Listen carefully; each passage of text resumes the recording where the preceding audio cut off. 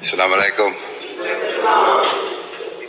In the name of Allah, who came in the person of Master Farad Muhammad, and in the name of his true servant, his last messenger, the Honorable Elijah Muhammad, Assalamu alaikum. There have been in my life a number of times that I've known joy. There's been a number of times that I've known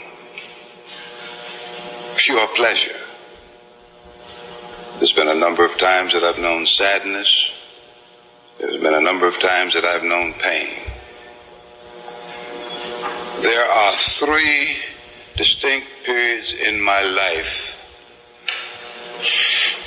that brought such joy, such happiness, and such pleasure that the English language does not possess words with a profound enough depth to allow me to convey that to you. But what I will do is I will tell you what the three periods were.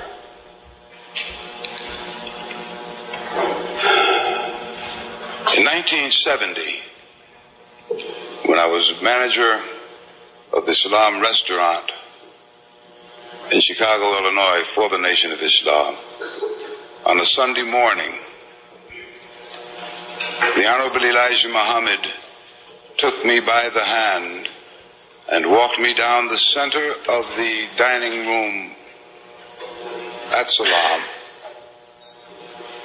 and sat down next to me and said, "Brother, I would like for you to accept the post of National Secretary." I was dumbfounded. Although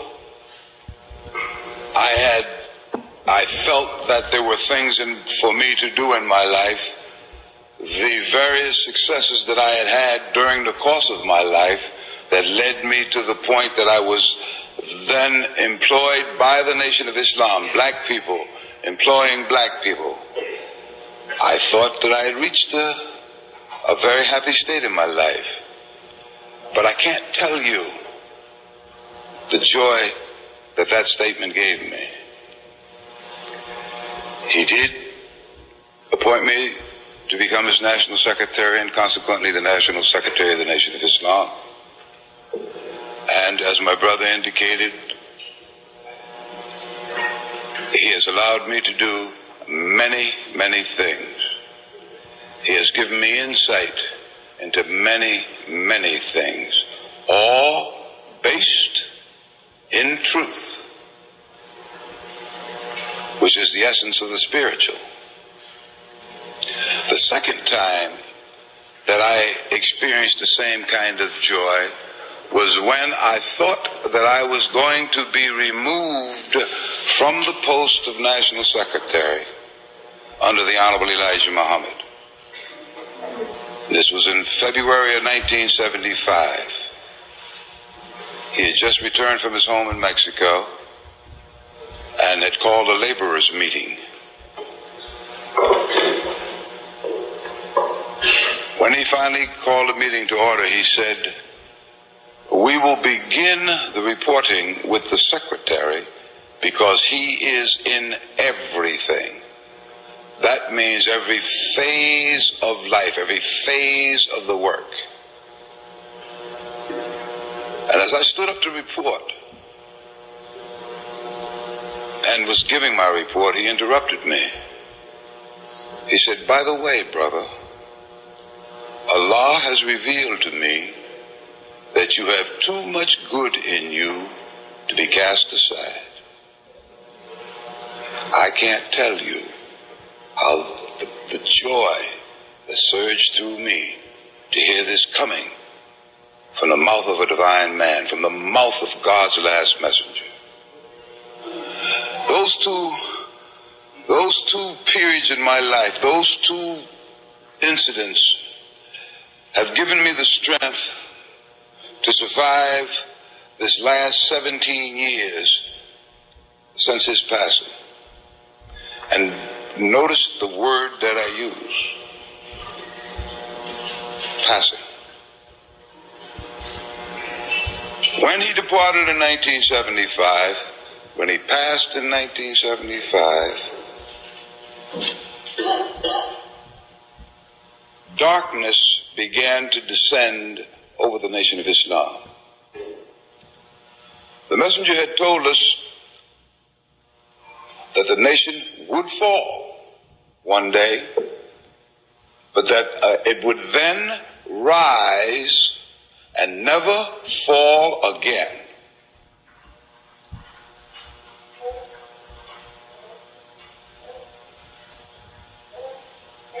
For 3.5 years following his passing, there was light, a continuation of light in the nation. But then darkness came. The nation began to splinter. Various leaders, various challenges, various individual imams and ministers and whatnot. There are only two men who are covered in the scriptures for that time to have any part in the leadership of the Nation of Islam. They were Imam Warithdin Muhammad and Minister Louis Farrakhan. The leadership period for Imam Warithdin Muhammad ran from 1975 through the fall of 1978. And then the light went out. When I say the light went out, don't misunderstand me. This is a truly knowledgeable spiritual man. Minister Farrakhan's 10 years of reminding the people of Elijah Muhammad began in 1979 and ended in 1989. And then the light has gone out. And please don't misunderstand me. I'm not throwing stones at my brother, Minister Farrakhan. He's done exactly what he was raised to do, and he has further work to do. So please don't misunderstand what I'm saying. Now, for that 17-year period, I left Wallace in 76, so it's 16 years. I've traveled this whole world doing what I thought and what I knew that the Honorable Elijah Muhammad would want for me to do. And consequently, I was quiet. No one heard anything from me as a national laborer. Last year, I was inspired to do the theology of time. This is a book right over there. And in it, there's a 62-page introduction that gives you a brief history of just what happened at the fall of the nation. Now, I've mentioned to you 2 periods of the highest joy in my life. September 19th, I called a meeting for various labors of the Honorable Elijah Muhammad across the country for Howard University Business School of Business. The number that attended was very, very, very disappointing.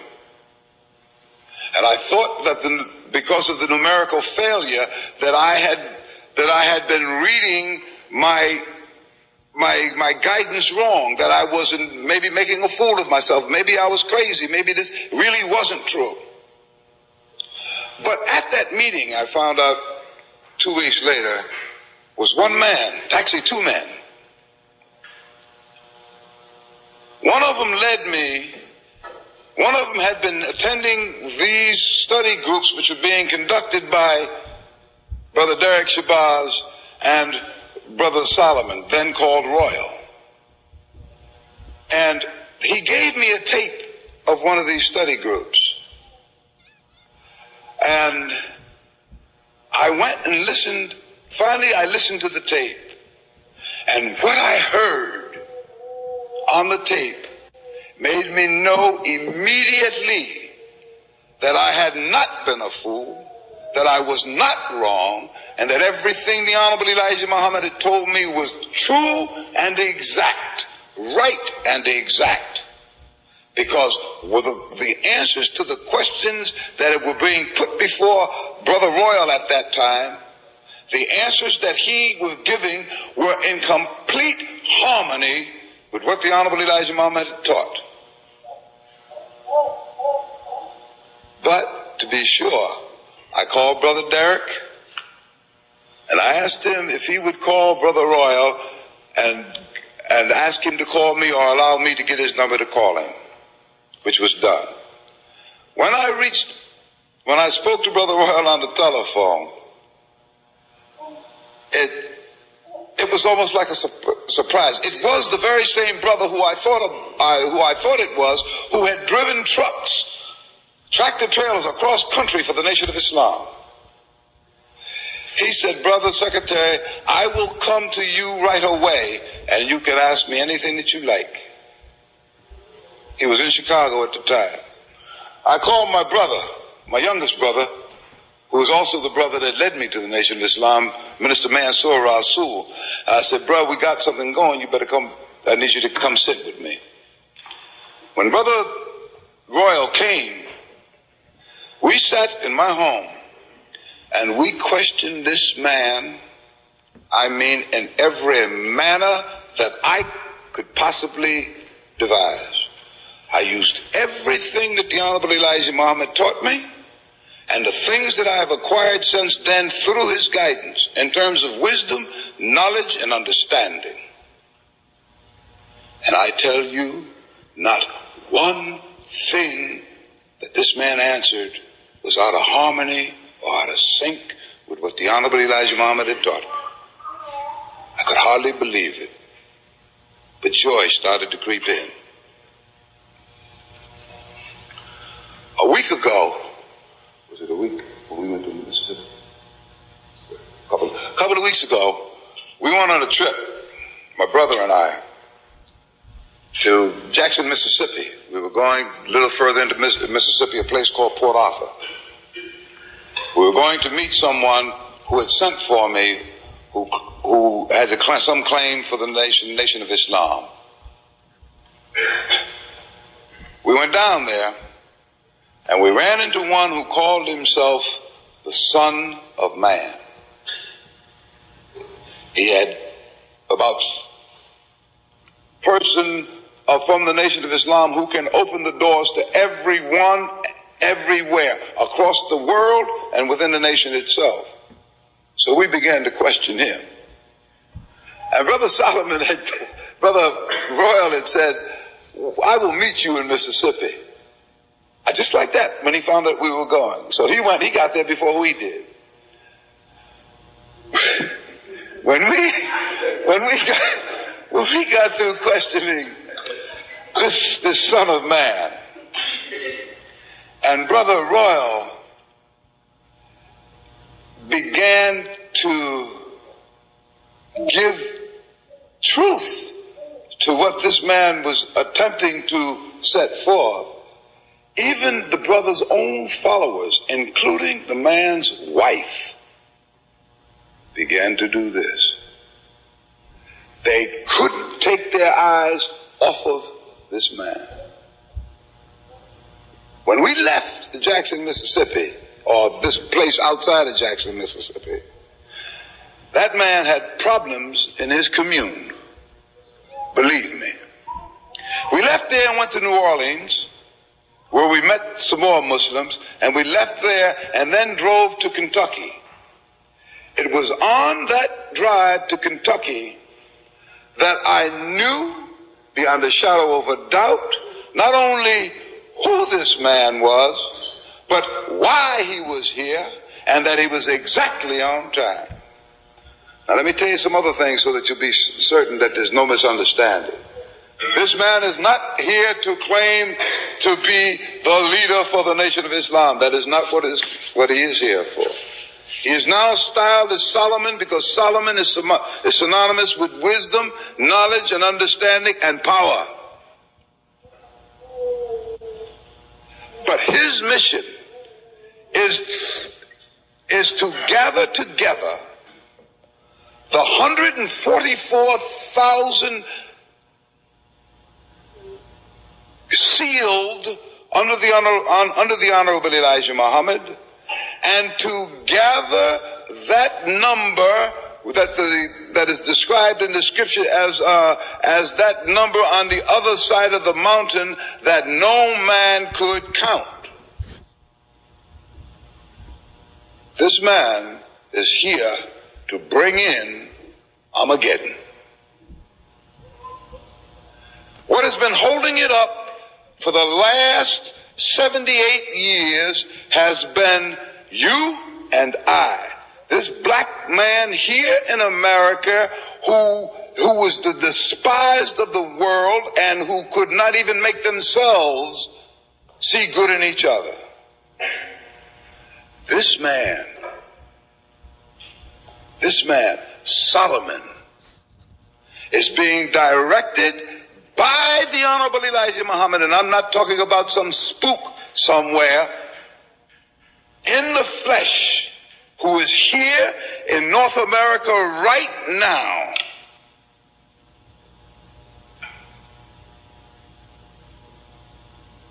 This man is here to gather together the Honorable Elijah Muhammad's followers to present them to him, because the promises that Allah made to the Honorable Elijah Muhammad and those of us who followed him was that if you come follow me, I will place you in heaven overnight with money, good homes, friendships in all walks of life, peace and contentment of mind and spirit. We do not have it yet. Can God be a liar? Absolutely not. Can a divine messenger be a liar? Absolutely not. This man is here to bring us together, to present us to the Honorable Elijah Muhammad, and here is where we receive our promise. And that number on the other side of the mountain is you, who will receive heaven if you hear and if you understand. This man Solomon, I tell you, gave me that third instance of the highest joy and the highest pleasure that I've known in my 58 years of existence. And when my brother said to you, he knows that I love him, he knows that I love the Honorable Elijah Muhammad, he knows that I love Allah, he told the truth. This man is worthy of love. This man is worthy of honor. This man is worthy of respect. I'll give you one other thing, and then I must call him because it's he you came to hear. This is my 7-year-old son. He's one of a twin. This child loves me. I am his physical father. But he does not belong to me. He belongs to Solomon. Because he will be a part of that number that no man could count. But he's got a double blessing, because he'll be able to go between his father, with his father, and with his God. That's a special boy. That boy's got a special blessing. And he recognizes it. And I can sit and talk with him about a man whom he loves, this 7-year-old. And I know he loves me. I have no problem. I have no challenge. There's no challenge. But this boy loves Solomon as he loves his father. Out of the mouths of babes would come the wisdom. You're living in that time. For the Muslims who are registered Muslims, these are open forums. This is not any confrontation. This is not for a confrontational spirit. This is not to challenge anyone's leadership. This is not to challenge anyone's belief. We are here to give you the opportunity to ask the questions that have come up in your minds over the last 17 years that have made you wonder whether or not you are a damn fool when you first became followers of the Honorable Elijah Muhammad. We come with an open heart and an open spirit, and we want you to approach it in that manner. And we want you to ask whatever it is that crosses your mind.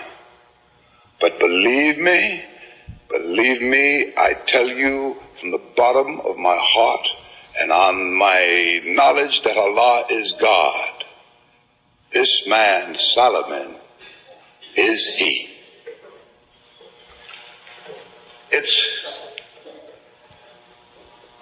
If you have any questions or any doubts about the things about what you should ask, please do not hesitate. Don't worry if you're not able to phrase the question exactly as you want it.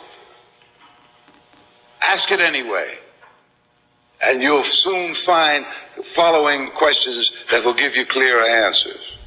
We ask you, please, only to be respectful of others who may have questions, and limit your questions to one or two follow-ons, and then if you care to come back later with further questions, please do.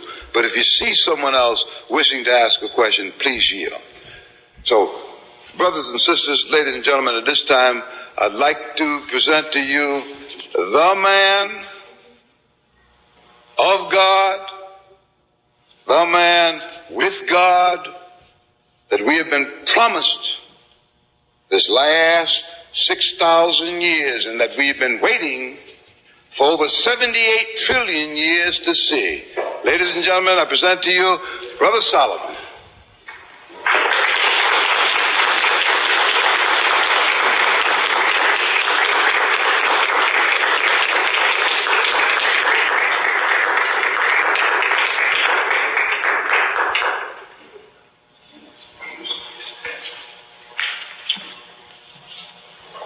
Assalamu alaikum.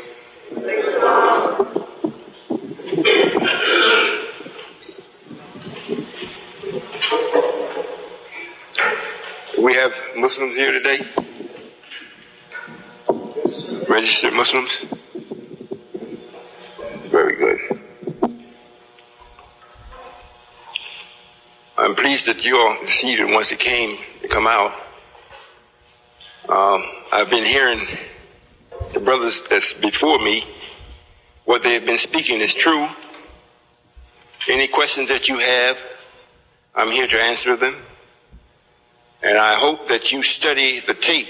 First purchase the tape or get the tape today. And we have some other tapes that we've had before, we made before. You get those and you study them. And I'm sure you will find in the tapes things or answers that you've been looking for. What I say, or what comes from me, usually when you hear it for the first time, you may not retain it very long. Or it's not in a way where you can actually remember it. But if you get the tape, I cannot stress that enough, get the tape and listen to it over and over and over. The thing we want everyone to know or to have is the opportunity to actually be in touch with the powers of God. You don't necessarily have to be in touch with him or be in a place where you can actually just touch him, but you are going to have to know what he knows, or some of what he knows. And that will give you the power to put yourself in a position of safety. We're living in a time today where it's very, very bad if we don't be in touch with this power, or if we're not in touch with it. It's not easy seeing what is to take place before it happens and then do nothing about it. It's been some time now with me. It's been the whole period of time since the message has been gone from us, 17, close to 18 years, this February. I've been in intensive study for the last 7 years, the messenger has been dealing with me personally. Before that, he has sent the angels that protected him to deal with me. So I am prepared. But my preparations is for the liberation of our people and to make everything that deserves to be free, free. Everything. And that is to be destroyed, well, we'll take care of that. Now last week, or the last meeting before we adjourned, the secretary is a man that gets things done, and he knows the power that makes things happen. So at the last moment, he decided to ask for a collection or some money. Well, I had already made it known to the public and the ones that were close around me that I wouldn't be asking for. But from then until now, he and I have had quite a bit of conversations concerning that. And he said to me, if I keep it the way that I have it, then there are those that do have things that they want to share. And if I don't permit it, then I'm cheating them out of a blessing. So today, before we get started in the questions, I want to make this clear. I'm not asking anyone to come to hear or be in touch with me or be in tune with me to take a burden off of you, and then in turn I replace one back on you. But if there is anyone here that comes or anyone that you speak with that like what they hear and it is benefiting them, and if it's in your spirit that you want to give or donate or help or whatever, then that's up to you. I won't stop you. But I'm not asking you to. Is that clear? All right. Now, I hope there would be more people here. Maybe everyone thought it was going to be at 2 o'clock, because that's what we said it in the beginning. But we can get started right off into the program. If anyone brought any questions with them or they want to get started, I see we have, 2 mics? Those that do have questions, go to the mic. And since we don't have very much time, because once we get started, I found that it seems like the time just goes. When it gets time for us to stop, we're just ready to get started. So if we want to get started, if you all have any questions, fine. If not, I'll speak on some things that may bring some questions to mind. Is there any questions? Yes, sir. Would you go to the mic there, brother?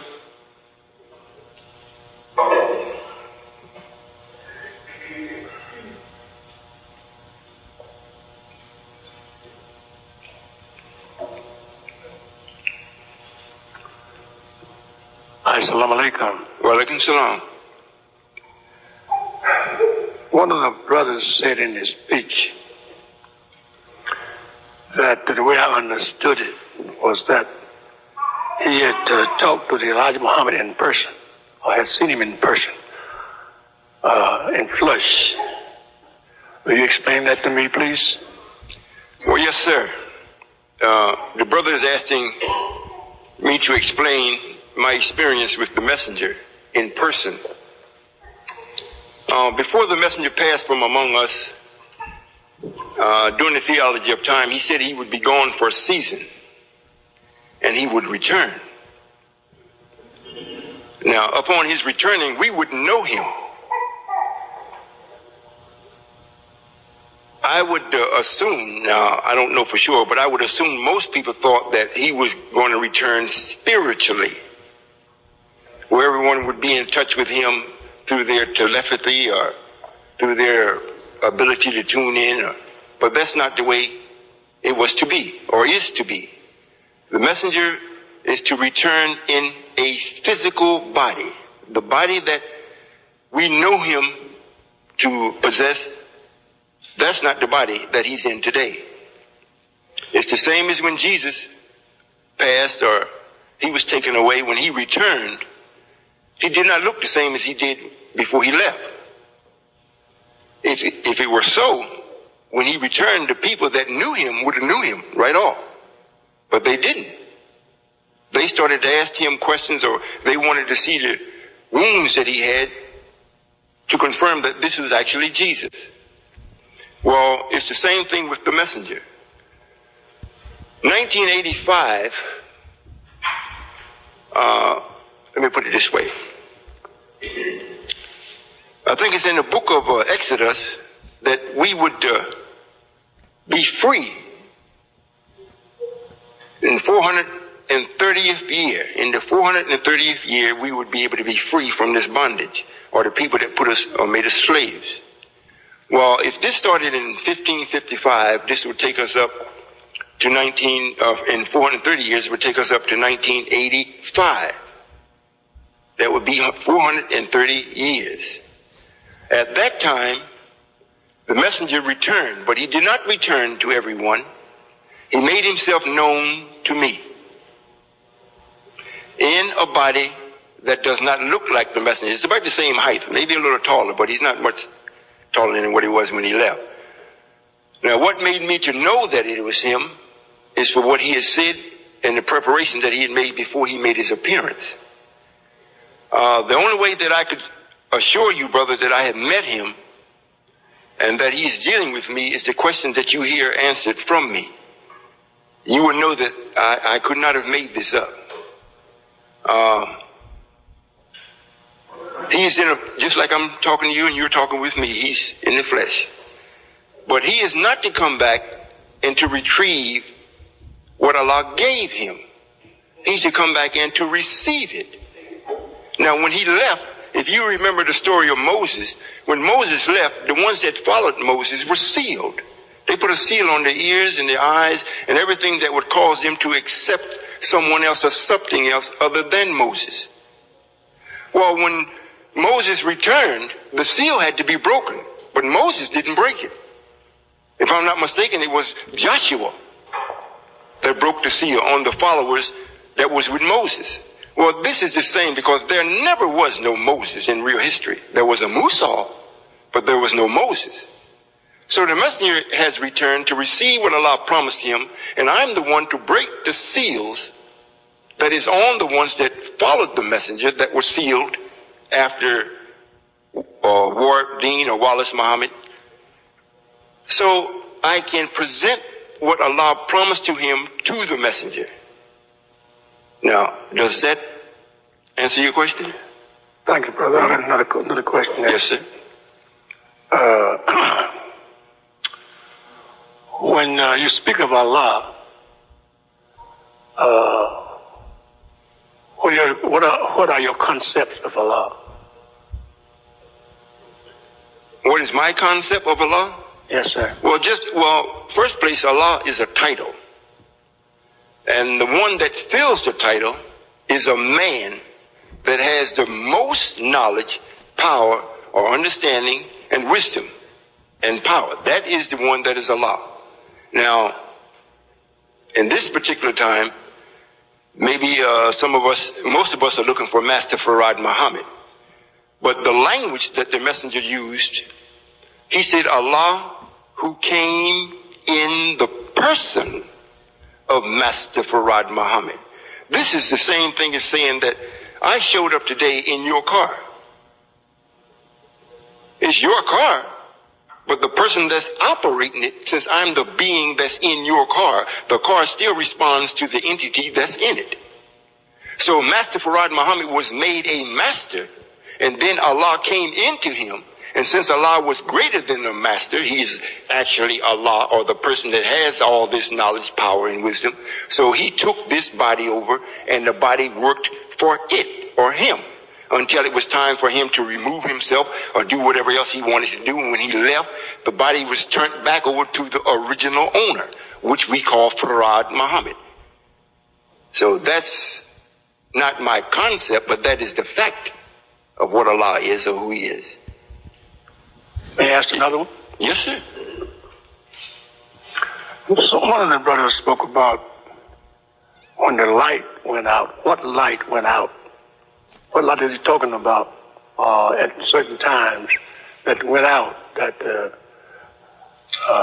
we were in darkness? the brother wants to know what light are we talking about. It's written in the Bible that when these two people died, they laid in the street and nobody buried them, that there was a time or a drought, a spiritual drought. You couldn't find the messenger, nor could you find God. That is the time that the light went out. Any time that Allah or the knowledge leaves you, you're back into darkness. You don't have. This is why we style the ignorant person as being in darkness. They don't have no spiritual light. They don't have no factual matter to weigh things or to see things before it actually happens, or to recognize what they're actually looking at. So that's darkness. And in this particular time, when the messenger passed from among us in 1975, he said at 74 Savior's Day that we or you are witnessing the setting of one sun and the rising of another. Well, from the time that the messenger passed up until the 1990s, we were in darkness. And this is why it is written, or the promise to us was, or still is, we will have money, good homes, and friendships in all walks of life overnight. Now, most of the Muslims, when the messenger was with us, we just heard, and we tried to retain what we heard, but the full understanding, we didn't have it. And it's understandable because you didn't have the keys. We were still listening and still gathering what was necessary. It's like the forming of a baby in the mother's womb. A lot of things has to happen before the baby gets mature enough to actually separate itself or become independent of that body. This is the same thing that has happened now. Now, since I'm here and been prepared in the darkness, like the baby is in the darkness of the mother's womb, I have been prepared. Now, it's not that I was the only child in the darkness, but I was the only child that received the brain part, or the leadership part, or the guidance part, or the light. So now, at this particular time, from 1975 until now, since I had the answers and I'm free to start to express it, this dispels darkness. And if you were not in darkness, you would have no questions. And if I were not the light, I couldn't answer them. So this is what was meant when we say darkness, if that answers the question. And, let me read this here concerning that. This is out of the Theology of Time, and it's titled The Lake of Fire, on page 550 of this book. We read here, this is the messenger speaking. It reads here, the sun is going down in the west. Now, this is the last communications the messenger had with us was called the Theology of Time. Now, these are his last words, or during that period of time. The sun is going down in the west. This teaching will raise a powerful sun of truth from this part of our planet by me. This is what the messenger is talking about. Not by Master Farad Muhammad, by me. This is the messenger talking. Whom Allah God raised up among you. No more will you look towards the east after this, for the light of truth to come. The light of truth which the scientists of the east were not able to give you will come from the west. That could only take place from the person that was prepared by these great powers or entities that we're speaking about. Is that clear? Yes. One more question. Yes, sir. I'm finished.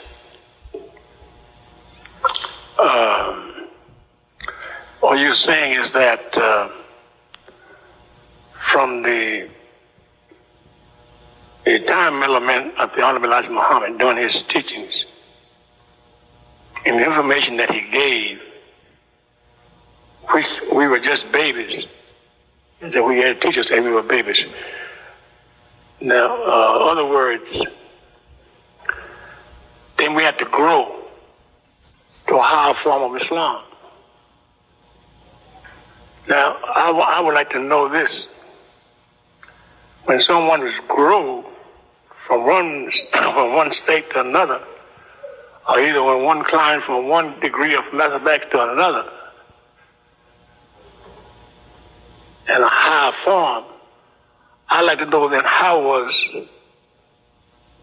the people who had really believed in the teaching of Islam that was given by the Honorable Elijah Muhammad, how could they be in darkness?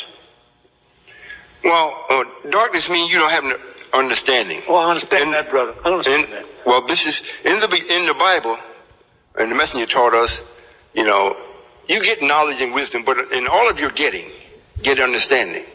It's not that what the messenger shared with us, and we must remember that what the messenger shared with us is just that, a message.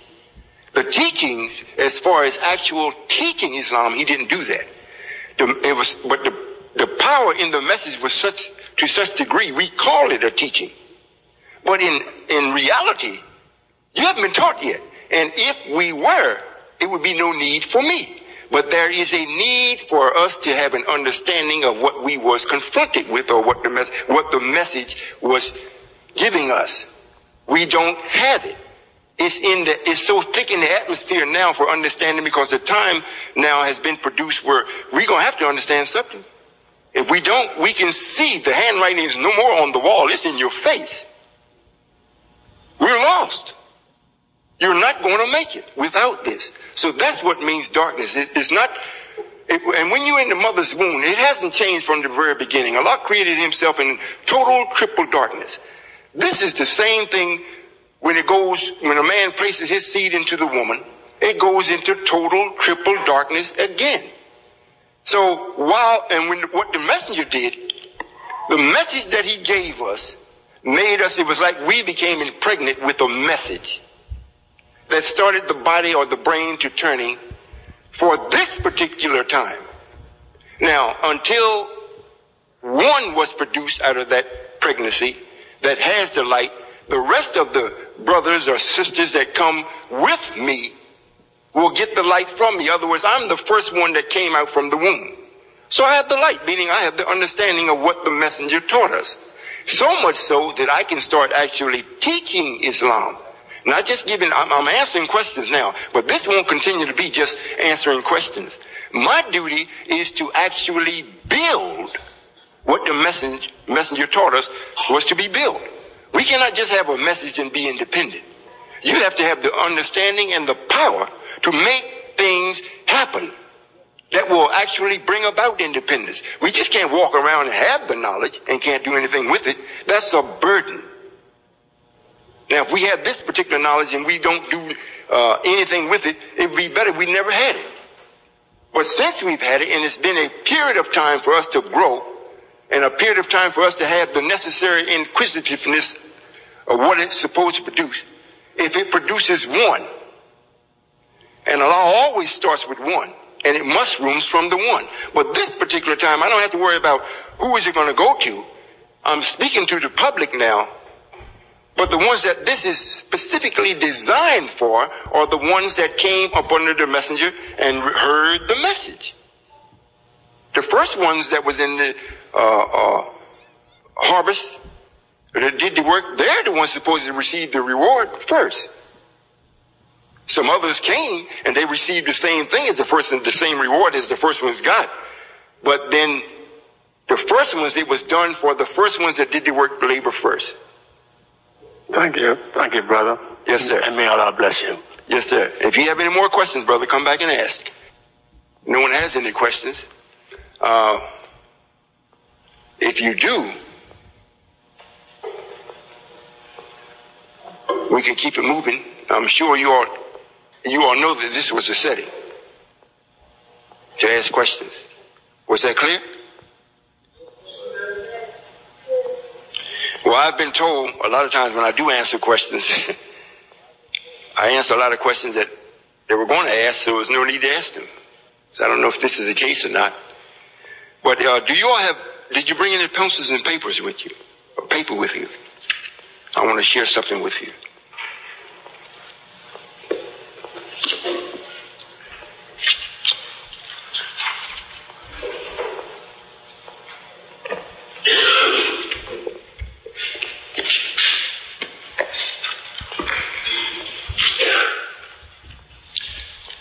The Bible, since most of us are Christians.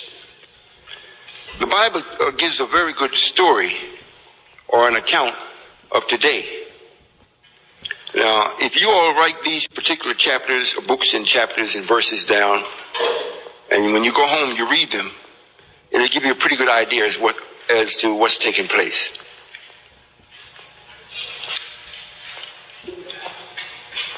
We have in Kings, 1 Kings, there's two people that actually anointed Solomon king. David did not anoint Solomon king. Jesus and no one else. Nor did Adonijah. It reads here in Kings that Nathan the prophet and Adonijah the priest anointed Solomon king over Israel under the guidance of their father, or David, the one that was in charge, that was servant of Allah. But at this particular time, if you read it in the Bible, it reads as though David was still alive, but he was ill or sick or laying on his deathbed. But when you read Kings, I'd like for you to read the whole first chapter. The whole first chapter, read that. When you read it, you will not find in there where David sent for Solomon. If David was living and Solomon was to be king, and he sent for everybody else but Solomon, he sent for Nathan the prophet, Zadok the priest, Benaiah the son of Jehoiada, he sent for Bathsheba, all of these different people to tell them that, yes, Solomon is the one that is to sit on the throne. Well, it should come up into your mind, well, if Solomon is there, how come he ain't sent for Solomon? It is because when you read that, the proper meaning or understanding of that is, before the messenger passed, he prepared these particular brothers or servants that was with him. He gave them the necessary keys to let them know. So when it got to this time, when everyone was confused about who is actually to be the king, because Adonijah was already acting as king. He was already ruling over Israel. So David could not have been alive. Just remember that when you read it. Now Adonijah in Kings is actually Minister Farrakhan. He already got the nation going. But there was a question, well, Adonijah was running it, but who is to be king? So we have Nathan the prophet, which is brother secretary. The messenger prepared him for this day. And the minister here, Minister Mansour, the minister, he's prepared. And Benaiah is the captain. He's not here today, but you'll be seeing him shortly. These are the characters that's actually taking place now. So when you read Kings, now this particular one here, what I was just talking about, if you read 1 Kings, first chapter, verse 45. You got that? Then in Numbers, I'm just going to give you some things to read. Read Numbers 33, verse 38. And Numbers again, chapter 27, 15 to 23. Exodus, chapter 12, 41. All of these explain the time, the people, and what's going on today. First Chronicles, chapter 22, 9 to 10. You can read all of 22. It really gives a good description as what's taking place. Joshua, chapter 1, 9 to 10. And I think I'll read that one. And Daniel, chapter 12, 9 to 13. Has anyone got any questions? Anytime you have a question, let me know. Because I want to deal with your questions.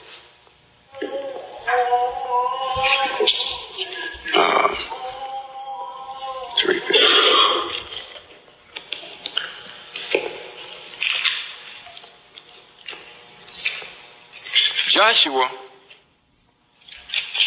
and Solomon are one and the same. When you read about Joshua and Solomon, Jesus Christ, and the Lamb, they're one and the same person. Is that clear? It's different people. It's different people tell you got quite a few different books in the Bible. And the same person is not telling the same story. You got every different book is somebody else is telling the story, but they're telling the same story. So they use different names for the same character. Is that clear? All right. 9 to 10.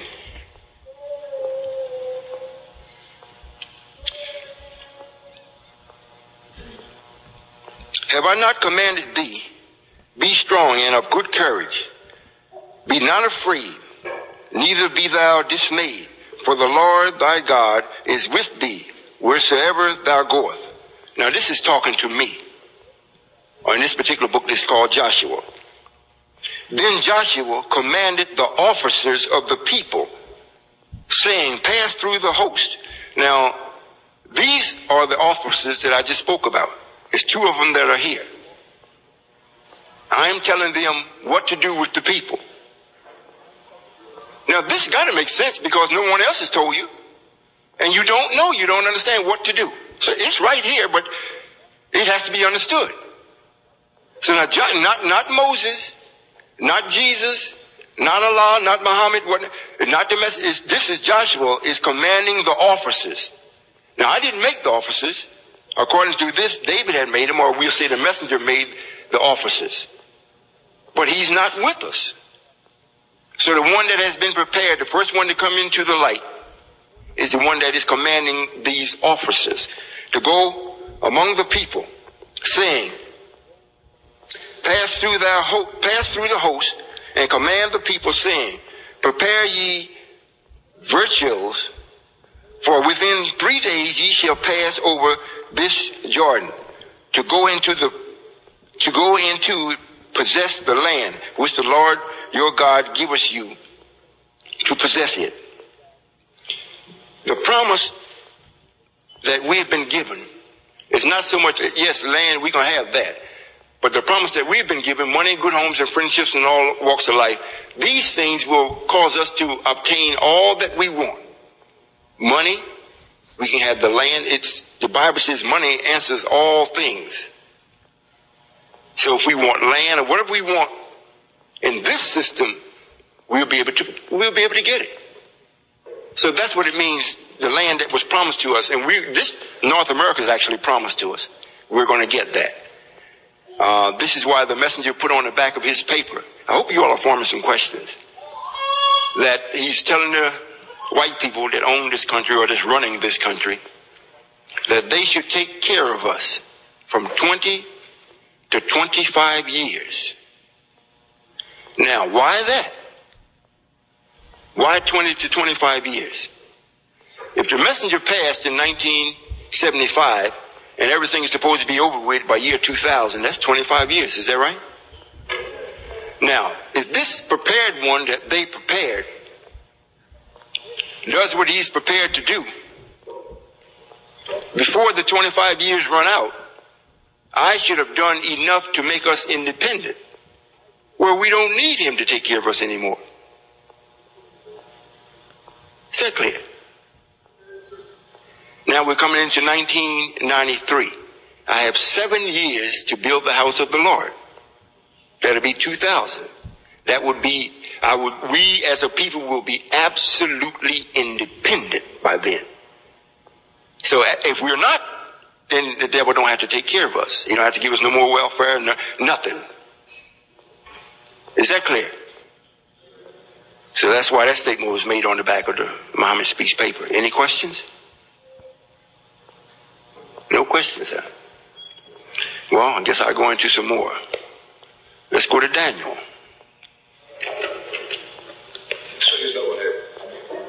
Yes, sir. Would you go to the microphone, please, brothers? We'd like to get this recorded. Thank you, sir.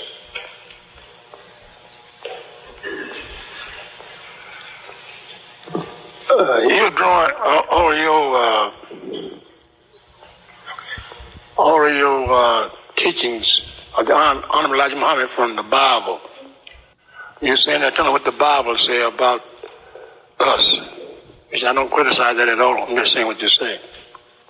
Well, does not the Quran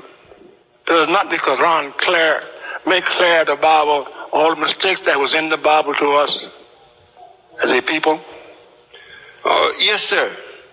But most of the people that we're speaking with are not familiar with the Quran. They are familiar with the Bible.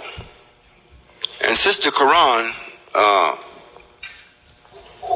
guess I have to be very careful about this. The Quran is a book, and what is written concerning what God or Allah is supposed to have said is absolutely true. But the Quran, nor the Bible, nor any religious literature goes beyond the door or takes us up to the door of going into the hereafter or the promised land. They don't go any further. And the Quran is a book. The very word Quran means to quote often or to read much or to quote often. But it does not say and understand. Most of us read the Quran and the words are so true. And the truth, the power that's in the truth, the ones that's been under Islam, they do that, read the Quran, we get in a secure position. We feel good about it because that is Allah speaking. But Allah raised up a messenger to give us the understanding of all things, or not all things, to give us understanding of what we should have for the time. I'm the one that's prepared for all things. Since we were not a people in this country raised up in the knowledge of the Quran, I don't speak too much of it, but I will speak on it. I have a thorough knowledge of the Quran. When I start speaking with the Muslims, precisely just the Muslims, the ones that have been studying the Quran, I'll go into it. But the Quran is a book that was given to our enemy, because Allah would be unfair to him if he did not give him the truth and then write it down so he could repeatedly go back and check himself. But we're not a people. We weren't raised up under the Quran or the teachings of the Quran. Now, if there's something specific you want to know about the Quran, I'll go into it with you. So this is why I'm coming out of the Bible.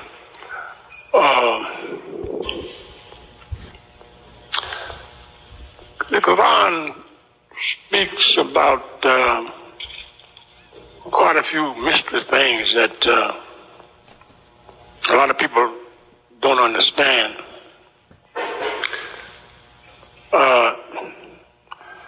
You do believe in the Creator, right? You believe in the Creator. You believe that was the Creator. Yes, sir.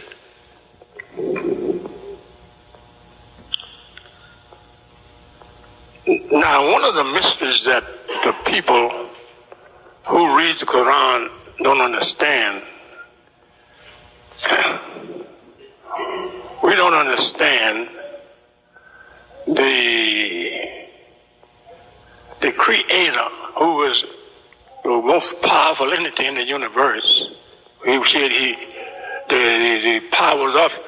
the powers created the universe. One power. There's one power. We call it one God. He is the creator of all things, but yet we read about his power, but it doesn't add up to some of us. Will you kind of explain that to us, please? You said don't add up to some of us? Yes.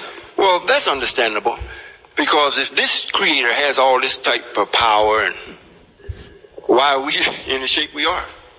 We can read it, but we don't have no real visible evidence of it that is specifically for us. We can see it in the atmosphere, we can see it in the weather, but how is it actually helping us? It looks like our enemy is the one that benefits from everything.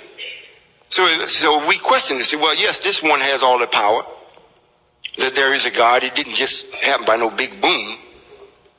But why are we always on the bottom? Well, the black man is God. He's the best representative of God. And we're not a people that needs to write or read. We are today because we've been taken so far away from our original self.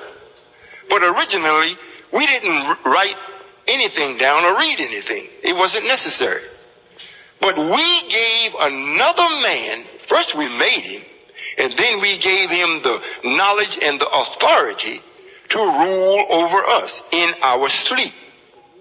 Until we come over here 400, almost 500 years ago and made dead. He rules over us. So then when we start reading about this powerful God, we can't really identify with that. The Arabs identify with it because they bring up all the black gold from underneath their feet. And they use it against us. But we're here, we've been a slave, we built this country, we still don't have nothing. So yes, it would be a question. But there's a purpose for everything. Allah purposely did this so he could find out this other force that constantly nags him to find out what it is and once and for all to get rid of it. So this is why he permitted this. He permitted us to be put to sleep. Some of us, the black man himself in this part of the country, death. He put death on us spiritually to allow this man to do, or this other force to do what it would do. Now we know exactly the extent of it, what it will do, what it has done, and what it plans to do.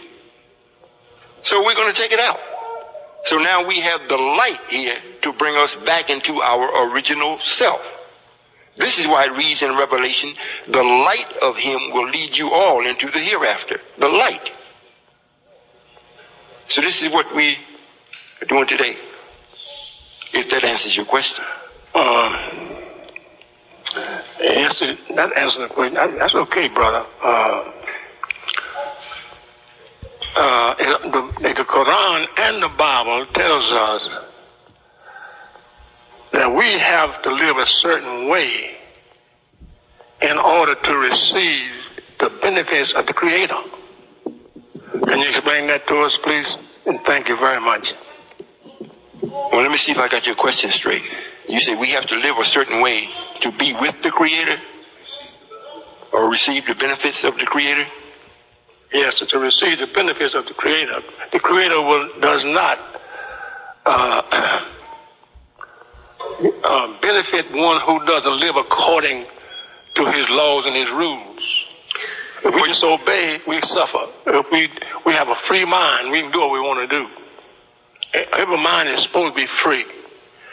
If I choose to be a drunkard, a gambler, a murderer, anything I want to be, then I'm going contrary to the Creator's rules and laws, and I'm going to suffer for that. Now, when will I suffer? And if I'm doing righteous and obeying the Creator's rules and laws, then I'm supposed to receive paradise. When will I receive that? Oh, all right, brother. Thank you very much. All right, I think I got you. Well, in the creation, laws are already built in. It's already built in. In other words, Allah don't have to personally come and catch you doing nothing or find you doing anything. Within the law itself automatically rewards you or punishes you. If you eat wrong, then you kill yourself. If you eat right, you express life. You're lively. You remain more useful. The law, whatever you do, it takes effect immediately. But on this particular level, what we're speaking about, the mental, from Allah's purpose. Now, a good while, we didn't know what was good and what wasn't good for us to eat or not to eat. We're just now starting to come into this particular knowledge. And now white folks start telling us all on the television, radio, and everywhere else, you know, what to eat, what's not good to eat. It's becoming common knowledge now. But whenever you express the law correctly, within the law itself, it rewards you. But Allah has had a blanket over us, or a veil over us, that would not allow us to grow outside of the limits of our enemy. Because if we did, we would make Allah a liar. He promised this man 6,000 years. So we could not go but so far until now. Now it's time for us that we can go and be ourselves, but it takes time. First we had a message. Then there was one that's produced from the message. Now it's taking me a small amount of time to get everything back into action, which will bring you back into life and the rewards or paradise that we're looking for. We are to make it. If we recall reading in the Bible, it reads that, or in this prayer they pray, that we look for heaven on earth as it is in heaven. So we have to build this paradise. Not that there aren't other places that Allah already has built. And when we aspire to knowledge or on his level of thinking, well then the higher you go, the more bliss you're in. Is that clear? You all understand what's being said? Yes, sir. By all means, brother.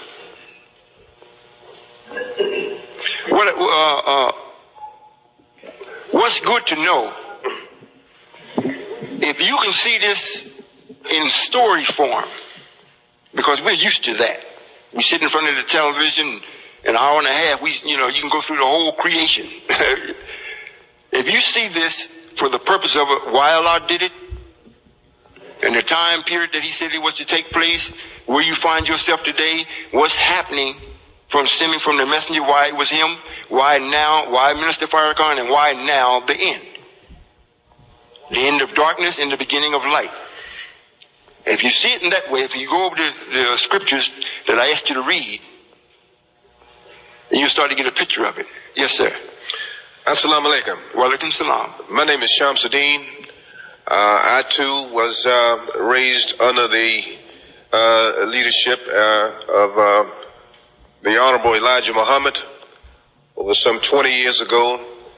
I'm 51 years old, and I can bear witness to a number of things that you are saying. But the question that I have is, what is the book of the Muslim? Is there a book that we can depend on today to give us proper direction and keep us on a proper course? Well, to answer that question, I would have to say what the messenger said. He says, if you want to talk to Allah, read the Quran. But if you are my followers, seek the way through me. Meaning that this is the book. But there is a live, living book prepared. But until you come into the awareness of this, you read the book, the Holy Quran, through the understanding of the messenger, not in and of your own understanding or what you read, the interpretations of what the authors put in it. If you follow what the messenger taught and apply the principles of what the messenger taught to what the Quran reads, then you're in safety. But if you ignore what the messenger taught and just read the Quran because it's true, it's out of time. And the Quran is not a book for the black man of North America. When you try to apply this, you have to have land. The government that rules the people must come from the base of this for this to be applied, or for you to use it in a way where you're going to be benefited from it. In this country is not run from the base of no righteousness. This book don't do you no good but make you another slave. You'd be better off if you never read it, if you're a black man in North America. Read Message to the Black Man, Our Savior Has Arrived, Fall of America. Read those books and you will stand up and talk to the man that's got you locked up. But this man, this book was wrote for him. And since he refused to acknowledge it in this country, well then I don't care how much you read it, you can't do anything but still be his slave. It makes you more humble. So if anything is to happen to you, we want Allah to do this, man. Will Allah save me from this, man? Will Allah protect me from it? No.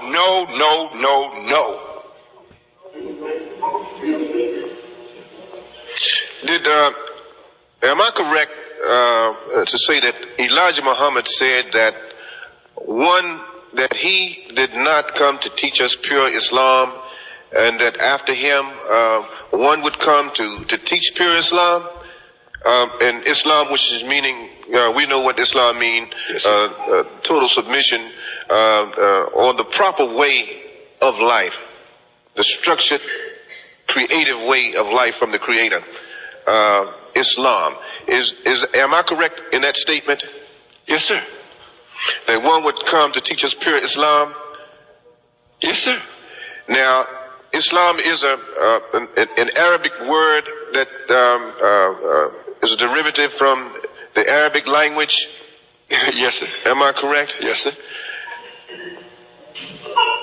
Then one who was inspired to write the Quran, who was inspired with the words of the Quran.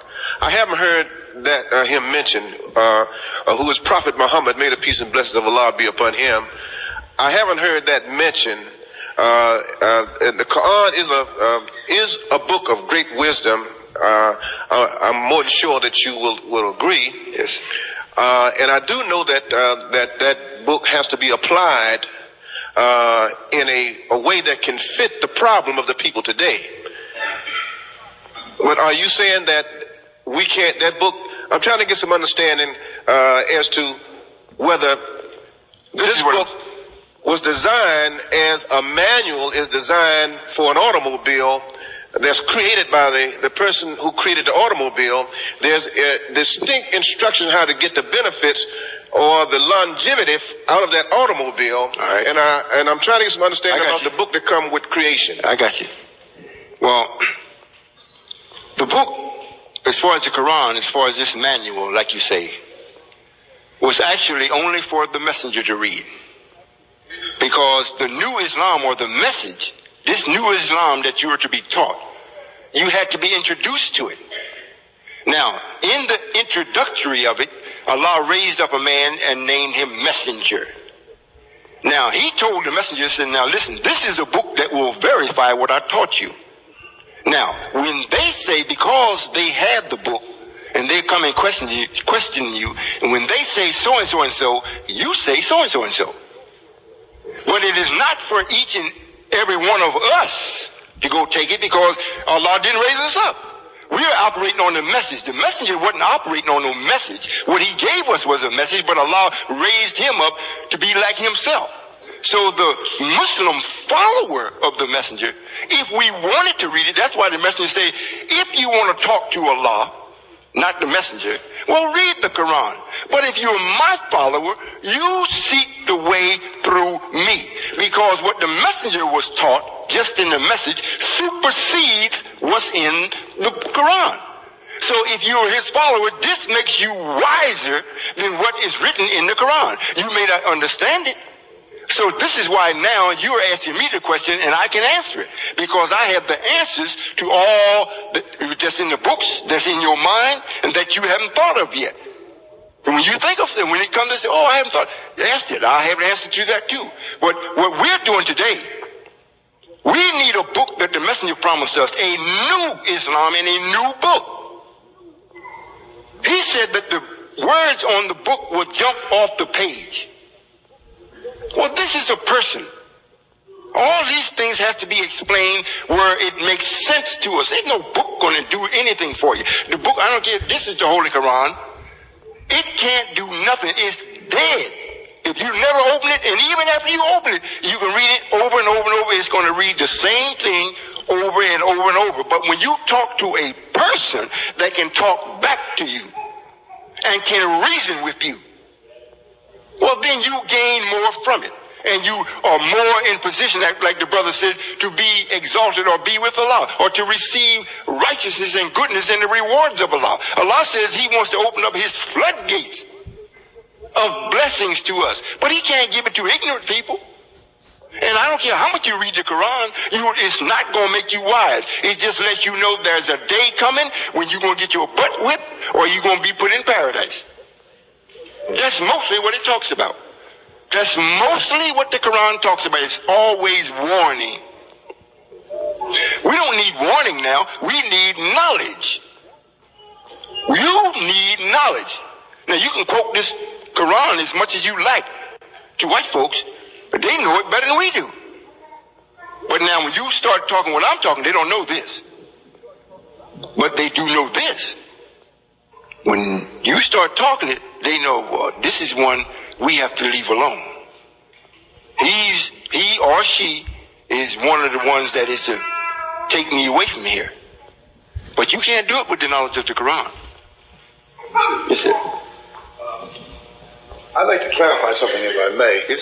I'd like to clarify something, if I may, concerning what the messenger taught about he who would come behind him. At different times, the messenger made different statements, all relating to the same thing. Yes, he did not say that the one that would be coming behind would teach you pure Islam. He said that the one who came behind him would answer all of the questions. He said he wasn't teaching you Islam. He said the one who came behind him would teach you how to pray. Okay? But he never said that, oh, better yet, I shouldn't say he never said. Let me back up a bit. His statements were, one, that the one who came behind him would have the answer to all of the questions. Two, that the one who came behind him would teach you proper prayer, and you can find this in the Message to the Black Man. And three, that the one who came behind him would teach you Islam. He did not, to my knowledge, use the word pure Islam. The messenger was very, very careful in how he used language. He was a man with a third-grade education, but at the same time, his choices of words were always specific.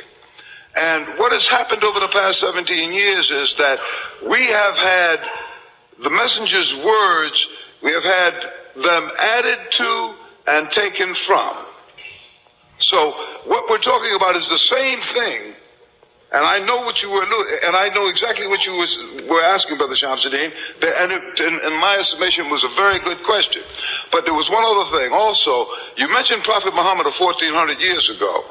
Peace and blessings of Allah be upon him. But you must remember that the job of the mission of revealing or answering the question who was God and who was the devil did not fall to Prophet Muhammad of 1400 years ago. He came with a description of a complete way of life. Excuse me. Okay. Thank you, brother. That was answered? Yes, I'm going to listen to some more of of your agenda, and probably later on I may have some more questions. All right. Thank you very much. Assalamu alaikum. Wa alaikum salam. But I will say this. What I'm to teach you is pure Islam. Not indicating that Islam is polluted or diluted. But since I don't have any negative in me, I can only give you the truth or share with you the truth. And the truth is pure. No darkness in it. This is why it still reads the light of him. And like the messenger has in the theology of time, the son of truth, a powerful son of truth. Not a powerful son, but of truth. So when I really start teaching Islam, it's going to be pure. All right? Yes, ma'am. You got a question? Assalamu alaikum. Wa alaikum salam. If I understand what the brother was saying as far as the Holy Quran being a manual by the Creator or from the Creator, and you saying that you have to have land in order to practice what the directions is in the manual, are you referring to the people of Caucasian, or the white people, excuse me, in the land where he was mentioning Prophet Muhammad of 1400 years ago? Were you speaking of the Caucasians over in the East, the Arabs there? Is that the rule book? No, ma'am. It was, for them, yes. The book was a guide for them to produce a civilization. But for us as a people in this country, and for it to be a guide for us, whoever is doing the guiding has to own land. It has to stem from the government. And the government does not operate from this book. And if those of us that are in this country are guiding our life based on this book, it makes us more easier to be a slave to this man, because it makes us humble. We know that he's doing wrong, but we can't challenge him. We can't make him change.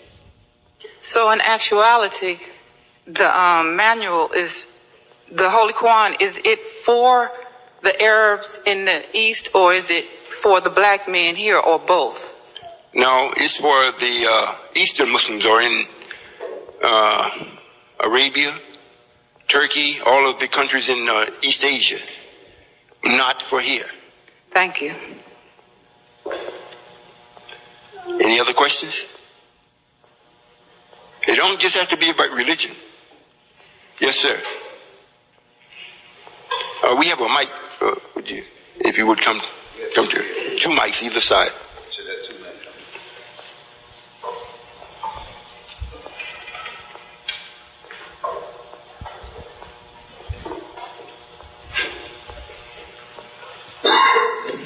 Assalamu alaikum. Wa alaikum salam. Brother, did I hear you say that the Quran was not for us as a people here, that it was for the Arabs or people in the quote-unquote Muslim world? Well, yes, sir. Yes, sir. To my understanding, the Quran is for all people, for all times and places. Allah subhanahu wa ta'ala revealed the Quran to Rasulullah alayhi wasalam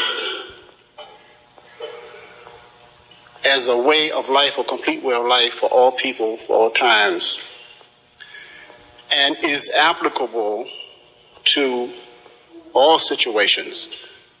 It's a matter of understanding how it is to be applied. Given the context in which the Quran was revealed and what was revealed for a particular situation, according to my understanding of it, can also be applied to our situation right here in America and anywhere else, if you understand how it's to be applied. But you're saying that it isn't for us. It isn't for the black man. Would you please elaborate on that, please? Yes, sir. What I mean by that, I'm not saying that the Quran is not a book of truth. But truth out of season is like no truth at all. Now, if the Quran was a book for the black man in North America, well, then there would be no need for a messenger. Most people that read the Quran do not accept Elijah Muhammad as the messenger. They still accept the one that the Quran came through, not to. The knowledge of the Quran came through Prophet Muhammad, not to him. And it was to be a guide, a schematic for his people in that land, or the people of that nature in that land there, to produce a civilization. And the people, their nature was not that of righteousness, nor of that of nature, according to God. So when you have something that is not a part of you, you have to write it down so that you can constantly refer back to it if you find yourself going off the path. But God wants us to come back to be our natural self. We use the power of reasoning and what we call memory. Once you come into the knowledge of your own self and what belongs to you, it's not something that's apart from you. So you don't have to read nothing. You don't have to quote it. It's you. So the same thing it is now. The messenger was raised up just to acquaint us and to bear witness that he's raised up. He told us to read this. This will bear witness that God raised him up. But now the Quran will apply to any situation, but to give you power. In this situation where we find ourselves today, it don't give you power. It only gives you, makes you aware. We need to have power to break the circle in which we're in. The people that live according to this, they say they do. They don't have it don't give them enough power to come over here and break the cycle for us, to help us. The Arabs don't come over. If they live by this, if this book was so powerful by the people that it was sent to, it would cause them to do what the book reads. Now, a Muslim is supposed to help any Muslim that's in distress. We've been over here 400 some years and sure enough in distress. They don't come to help us. Now, if the words were powerful, but what the messenger taught us, we're going to save the planet. And everyone that wants to be righteous, including Satan, if he wants to. If he shows enough vigor and vim and against his own will to do what is right, based on what he see us do, we got 1,000 years laid up in reward for him, where he'll live. But this is not for us. If you accept this, then you don't accept the one that Allah brought after this, the messenger. So you're not to accept one and reject the other. This only confirms, if you're looking at things from the mathematical standpoint of view, not no person. Now, so many brothers that read the Quran and whatnot, they give praise or they ask for peace and blessings of Allah be upon Prophet Muhammad. And that's fitting.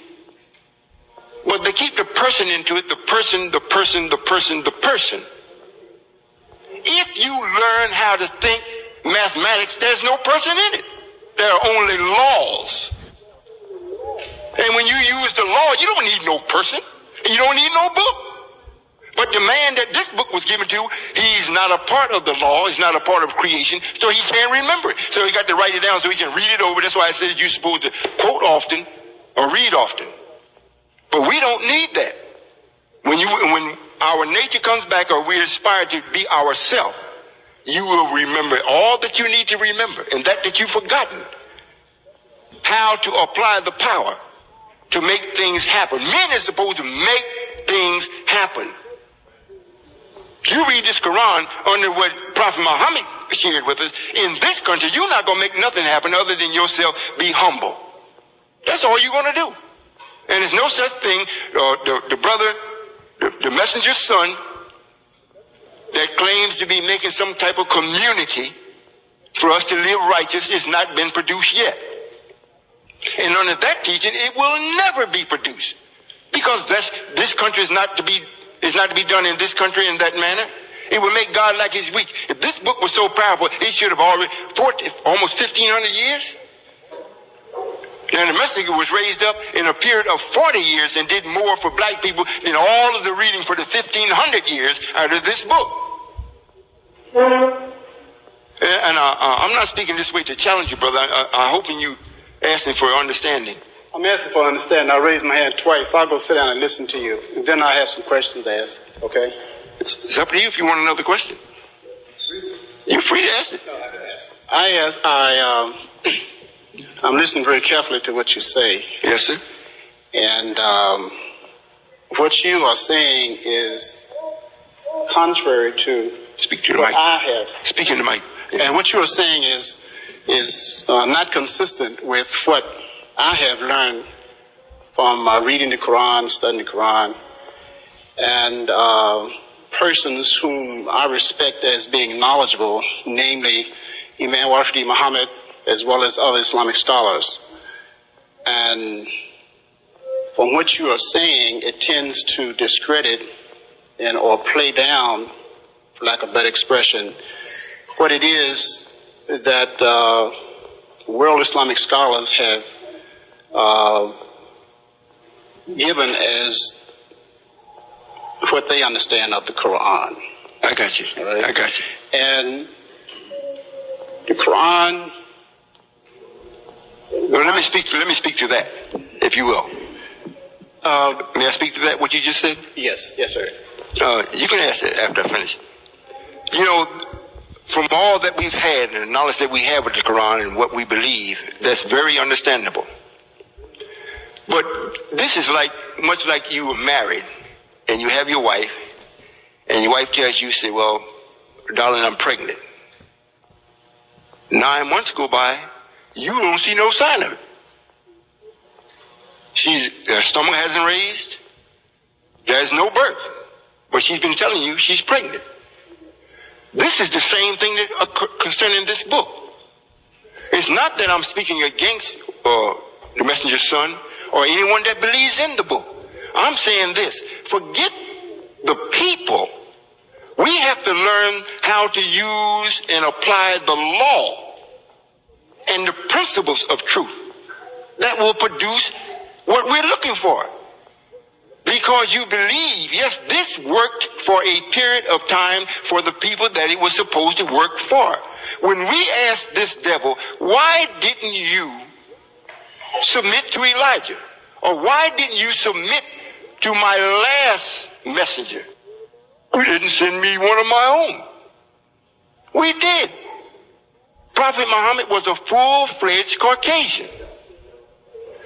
The knowledge came through him, and after a period after he left, the people remembered what he said or wrote it down.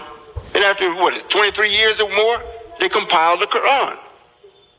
But Allah himself came and spoke to a man face to face and put into him what he wanted him to tell us. That superseded the Quran. The Quran was to back, once Allah left this man, the Quran was to back up what the man was saying. But indeed, if we're to be liberated from this book, well, the wife says she's pregnant, but we can never find no evidence of the child. It's the same principle. Brother, I hear you saying that Allah came himself and taught this man. Yes, sir. Yes, sir. That God came himself in the flesh and taught someone. See, this is another reason why this is why the message says, seek Allah through him. Because the Quran teaches that no man, or Allah does not come in the form of a man.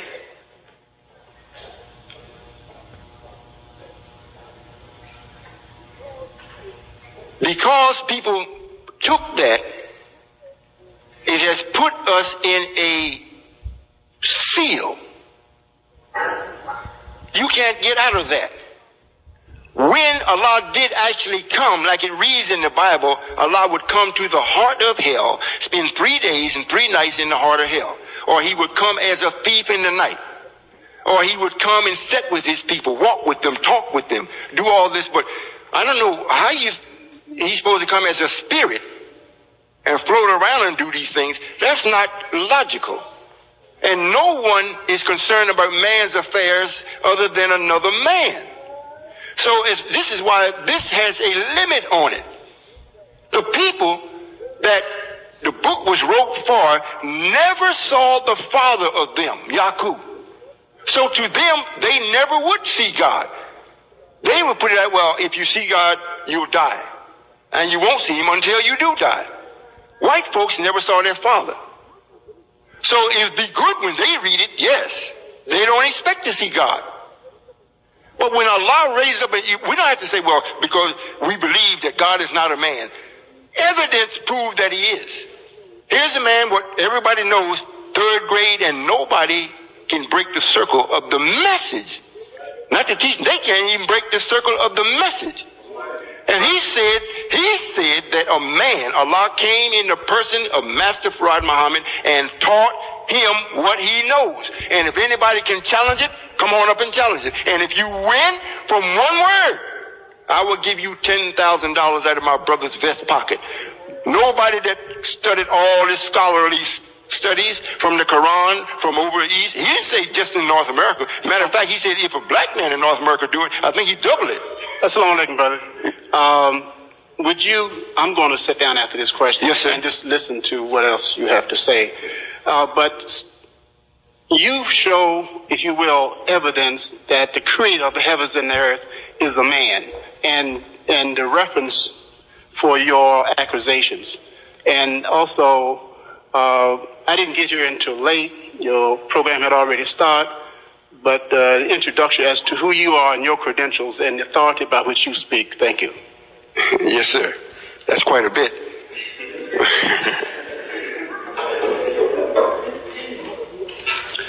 As far as who I am, I'm the person that has been prepared to bring about everything that brings peace and happiness to the black man, to bring him back into his own. And also the one to give justice to the one that has caused us to be in this misery that we're in. It's written in the book of Genesis that Abraham's seed would be in a land that was strange to them for 400 and some years. And they would be afflicted by this stranger. And then God himself would come and bring this seed or this people out from this land. God would do it. Not that they would petition themselves out or beg themselves out. God would bring them out with great substance. Now, it's written in Exodus that we didn't come out until the 430th year. Now, the messenger was raised up and started to give us understanding of what the Bible reads and the Quran. And he didn't go no further than the 3rd grade in school. And he did not say that he got his knowledge from osmosis or a dream or a vision. He said he got it from a man that said that Allah was in his person. And the truth of what he taught bears witness to that. What confirms me as or gives me the right or the authority to do what I'm doing is truth. No person. And the situation that we're living in bears witness that I'm justified for this time. And if I was speaking something just from the Quran or being an imam or a minister, time is up for that. The time demands that someone has to be here with the knowledge and understanding and clear light and power to make things happen in the form of truth. Nobody has done it. So I'm not out of my place. Now, I was not born, knew all this, and just decided to stand up and start doing it. So I had to be prepared. Now, in the Revelation, it reads, God or the Lord was sitting on a throne, and he was expecting someone from his creation to come and take this book. No one was coming up to take the book, according to John, the Revelator. After a period of time, one did proceed to go and take the book. And he looked as though he was slain from the foundation of the earth. Well, no ignorant person could go and take it. Matter of fact, an ignorant person wouldn't have been in heaven. But the one that was to take the book had to have knowledge. And he could not have had it unless God was sitting there with the book, and God wouldn't do that. If he sat there and had not prepared someone to come and take the book, he'd be operating on a hope, on a wish, on a maybe. And God don't operate that way. If he had the book, he knew he knew who it was. The angels didn't know who it was. He himself had already prepared this one to come and take the book. The messenger taught us this way. The messenger says, Allah told him in the person of Master Farad Muhammad, that if you do this for 40 years, do the teachings, I will protect you. But from all this teachings of the 40 years, I expect one person from that. I want a son. The messenger taught for 40 years. I'm the son. He has many sons, but the pronounced one that is prepared is myself. So what gives me the authority and the right to do this, first is the time. The time, it's time for it. Secondly, I've been prepared for it. And thirdly, you've been expecting me. I don't know if that answers your question. And I'm not, yes sir, you go to the mic. I respect all of what Allah has done, but I don't put no ceiling on it as though he can't go no further than Prophet Muhammad. I was talking with a Jehovah's Witness and they said to me, well listen, nobody knows the hour, the day or the hour but God. That's in the Bible. He went right to the Bible and showed it to me. I said, I understand that. But keep on reading until you find where he says, and I will never tell nobody.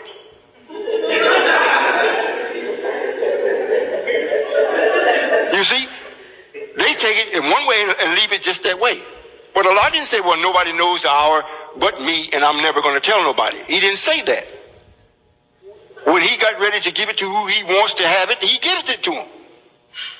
So I'm here.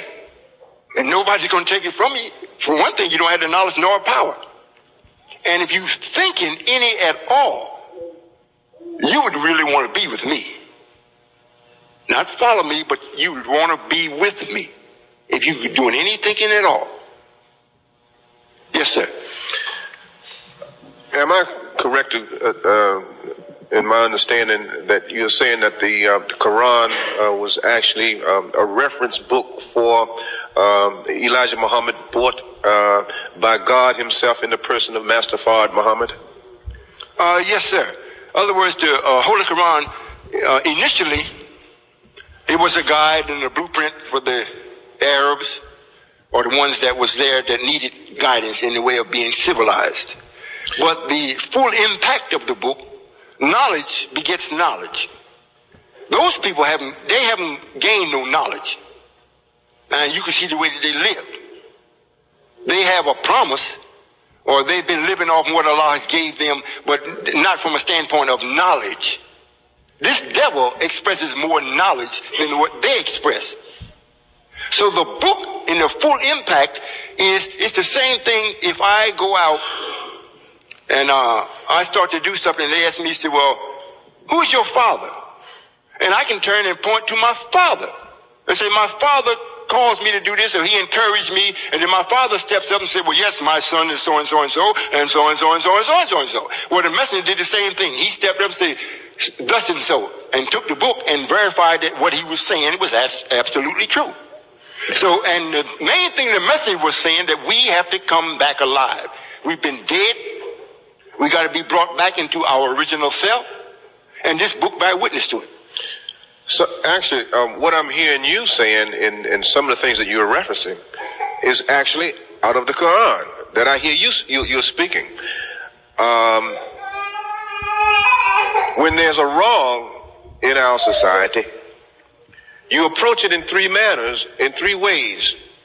Either by using your hands to work against it, or to speak out against it, and finally, in your heart, feel the wrong that is being done.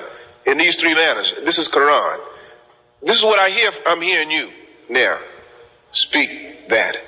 So I hear the transformation through Elijah Muhammad, even Wardi Muhammad, and many other speakers. Not just Wardi Muhammad, there are many who've come into these truths of today.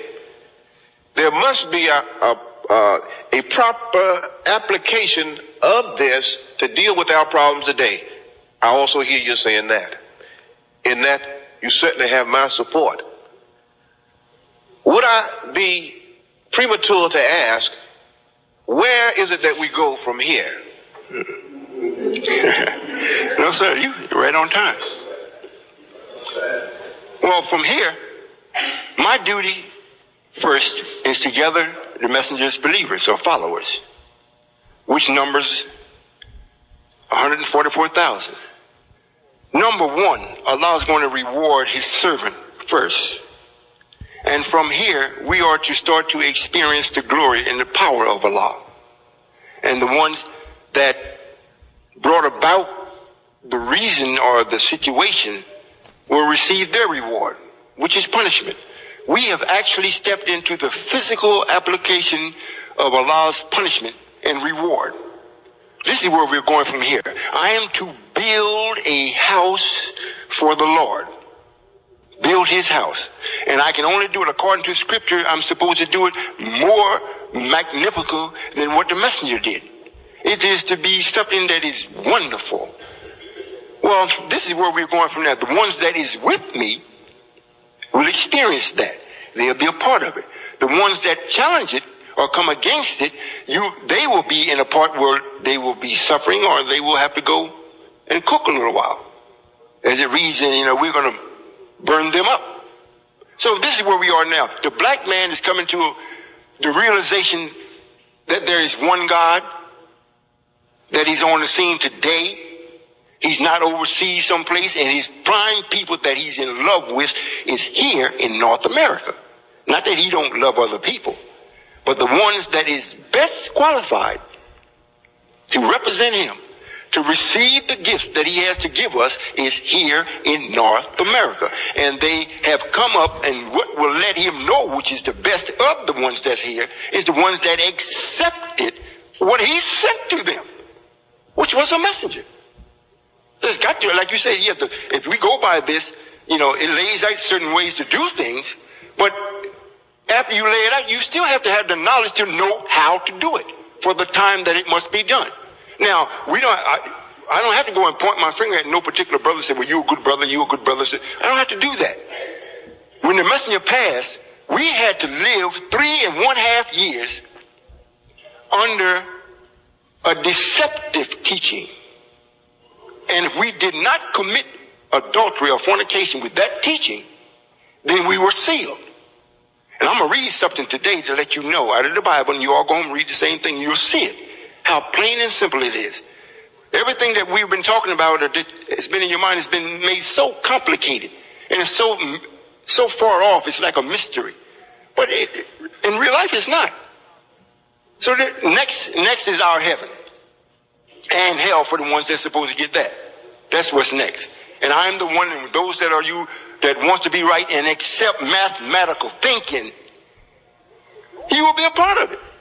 The ones that don't accept mathematical thinking and just want to stick with a book, or just Prophet Muhammad, or even the ones that just want to stick with Elijah Muhammad, don't want to go no further, just him, they're not going to make it. But we have to learn how to think. And that's all and out of being spiritual, I'm the person that has been prepared to be the best thinker and then implement what I've thought. Is that clear? Yes. All right. A couple more questions. Yes, sir. The angels. Can you give me some understanding of how the angels aid those who are in alignment with the proper way of life as God instructs us? Understand again, Quran, it says the Allah will send his angels to aid you. Yes, sir. Well, one of the first things he does, when the angels come to you, they start to cause you to read the signs. They don't do just things for you and you're not aware. If they just do it for you and you don't know how it was done, why it was done, they should have did it, because it really don't mean anything to you. But because of what's happening today, we must be taught how to read the signs. And when something happens, the first thing you should ask, well, why did that happen? What am I supposed to do next? And when you get your mind tuned to that way, then the angels can show you. If they don't come right to you, sometimes they're not going to tell you they're an angel. They just walk up to you and start talking to you. You say, oh man, I'm so glad I met that guy. I was looking for that. Or it might be you looking on the TV or something. There's so many things. They show you in different signs. I'm standing before you now. I don't look like what I'm speaking, but I look exactly the way it's written in the Bible as to how I'm to look. And in the Quran, in the Hadith, I look exactly for this time. Well, if you're one of the ones that's really going to be saved and it's in your heart to be righteous, the angel will speak with you. In your ear sometime, in your dreams. It's written in the Bible too concerning the dreams. God comes and talks to you in your dreams so he can save you from your shame. Meaning you'll go out and be embarrassed by something you did. Say, oh, I wish I hadn't did that. You understand? So these are people that talk to you or they work with you inside to multiply your thinking ability. That's what they want you to do. Not rely on another person or another book. But if you can get into the art of thinking correctly and mathematically, then you are no longer dependent upon it. So Allah can come to you himself in your own thoughts and direct you as to what he would like for you to do. And you think and you go do it. That's what we are to be mature to. One final question. Thank you for that answer. One final question. Power, we understand, is the key. We see the power in the land controlled by our counterparts, the Caucasian race. How are we to come into a power that can put us in position to control our lives and set our own destinies? All right. Well, that's very easy. More? No, go on. That's very easy. First thing, power is the directing of energy. In other words, when you have the power or the knowledge, you have to have knowledge and understanding first. You have wisdom, knowledge. If you don't have wisdom, you have very little power. If you have knowledge and you don't have wisdom, you may have power, but it's very limited. But when you add wisdom to it, well, then that increases your power because you have understanding of what you know. And you can direct energy. It either comes from here, which is thought, or it comes from here. You actually put out the will and move what you want to do, what you want to move. Now, if it's a man's thinking, then you put it from here and you make things happen. Now, if we want to make white folks think some things, we can do it just from thought. If we want to make storms and tornadoes and earthquakes, we can do that from thought. We can do it from humming, or we can do it from our finger. It's a directing of power. If we want to heal you and you're sick, your healing comes from, it's got a blockage someplace that will not allow the flow of energy to pass through that particular part. So since the part that's ill is not receiving the nourishment that it's supposed to, it gets worse and the sickness progresses. If you have the knowledge to know how to remove that obstacle, the part that's in you will start coming back alive again. So that's what we do with power. And that's how white folks, they can't do anything with the forces of nature. They can't do it. They're at the mercy of it. And you see it every day. I know when I was driving trucks for the Nation of Islam, and we went down on the farm down in Georgia, which had quite a bit of land there. And the devils were on the side of the fence talking to the brother that was running the farm because it rained on the messenger's farm and had a drought in the whole county around all the devil's farms. So and I was witnessing this. They came and we was there. It rained right across the road. It was dry. And they would come and ask, well, how's this happening? So the brother, he was laughing. He was talking to him. But when you come up against a power of that, like that, how you going to win? God is here to make himself known. God, as a man. As a man. He's here to make himself known. Now, the Quran may say, well, he's not a respecter of person. Well, if white folks want to do right, God is not going to deprive them. You follow what I'm saying? Yeah. Does that answer your question? Yes, you've answered. All right. Thank you. Yes, sir. Any more? Yes, sir. Yes, sir. This gentleman here hasn't had an opportunity yet. Yes, sir. Yes, sir. Well, by all means. Yeah, this person, that brother, he'll go right there. And there's another gentleman right there on the side.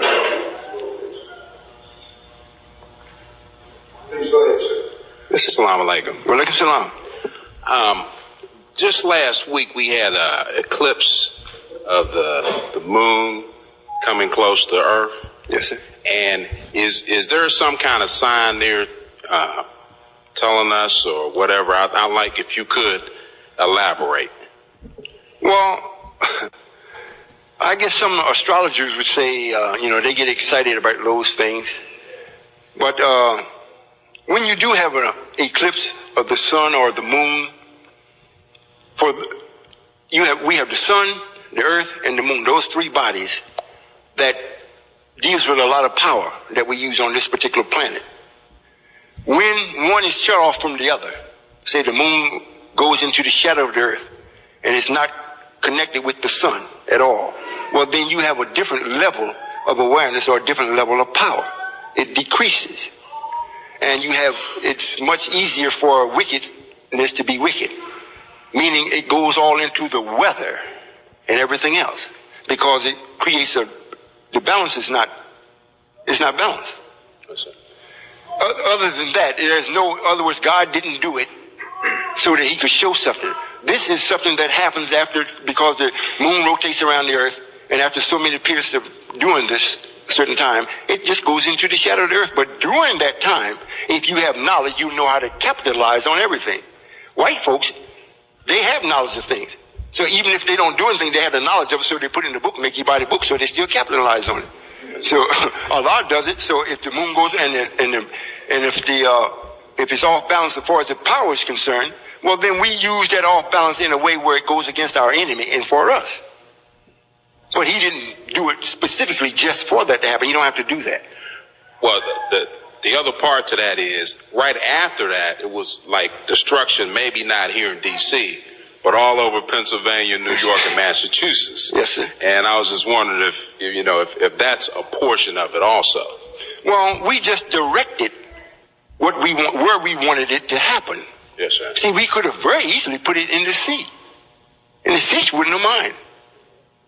But we put it on our enemy to let him know that this one that you all don't know yet, but white folks do. We let him know, yes, he's here. And we know that you know he's here. So to let you know that we're with him, we're just still letting it stay in the sea. We're going to bring a little bit over here to you. So I have to be ushered in. It's not no man ushering me in. And like I said before, it read that David told the others to anoint me. So it meant that David wasn't here. So I don't have nobody to usher me in. And the ones that is making me to sit on the king's mule or putting me in the place is not one, it's three of them. So I have to have the elements of nature to bear witness. This one is the one and it's on time. And if you come against it, we know how to point the power directly at you, not just do it in a wide brace area. You all understand what I'm saying? Because I represent that you don't see. You've been praying for it for years. Your parents been praying for it. It's here. It may not be in a package that attracts you, but keep breathing. Keep breathing. One day you're going to say, woo-wee, that brother is handsome. Yes. Because if you think mathematically, Allah says he loves beauty. He loves beauty. And if he loves me, he's got to make me beautiful. But he's not going to make himself a liar. It was prophesied that I would look like I was slain from the foundation of the earth. And that's the way I look. With this kind of knowledge. Now, if I didn't have this knowledge and I was, drinking wine or something like that, hey, wouldn't nobody pay me no mind. Come on. You see? So you compare my looks to the knowledge, and it makes what the book says real. Does that answer the question? Yes, sir. I have one more. If it's yes, sir. The other last meeting you mentioned about this enemy of ours are doing things to knock the earth off of its course. It was a little bit in the tape, and if you could, I'd like for you, if you could, is to elaborate on that portion of it.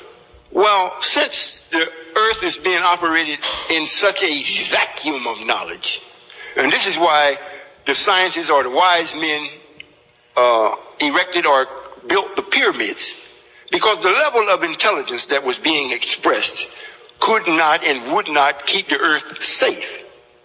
The energy that the earth builds up within its own self, it is to serve man. But you have to have knowledge to do that. And when you don't have knowledge, the earth don't stop building it up. So what we did, we built the pyramids to relieve the pressure off the earth in certain points. And when it overloads itself to keep from it still exploding or self-destructing, we bring about volcanoes. So the energy escapes. I was looking at TV last night and I saw what they had on there, the unsolved, not unsolved, some mysteries. Sightings, maybe that's what it was. And it was talking about the northern lights. They say the scientists know where they come from. And I was waiting to hear what they said, but they never said it. Well, the northern lights are produced from the energy that escapes from the north of the planet. Because the black man, nobody's using it. And as you see it escaping, it makes the lights. Now, I'm not talking about them lights that they show with the real bright lights, but it's like an orange or reddish light, and it covers the whole thing. You've got, it looks like there's a big ball game or something going on. Well, that's energy that's leaving the planet. Because the man that's operating is not wise enough to use it. You see what I'm saying? Thank you, Father. Yes, sir. Assalamualaikum, brother. Walaikum salam. Brother Rasul mentioned earlier that Honorable Elijah Muhammad would show us the proper way of prayer. Yes, sir. And I'd like to know what is the proper way of prayer for Muslims today. Well, today, if you're going to be with me, the proper way of prayer, if you're going to pray, I would suggest you do until we get this negative under control, is that, you stand erect. You bow your head and hold your hands this way. You don't have to do no rock eyes or whatever. If you're going to say something, you don't have to say that loud. You don't have to be in a group. But if you're going to recognize Allah, you don't have to turn to the east. Unless you don't have no knowledge and you're still looking for knowledge, well, then you go and turn to the east. But you stand erect.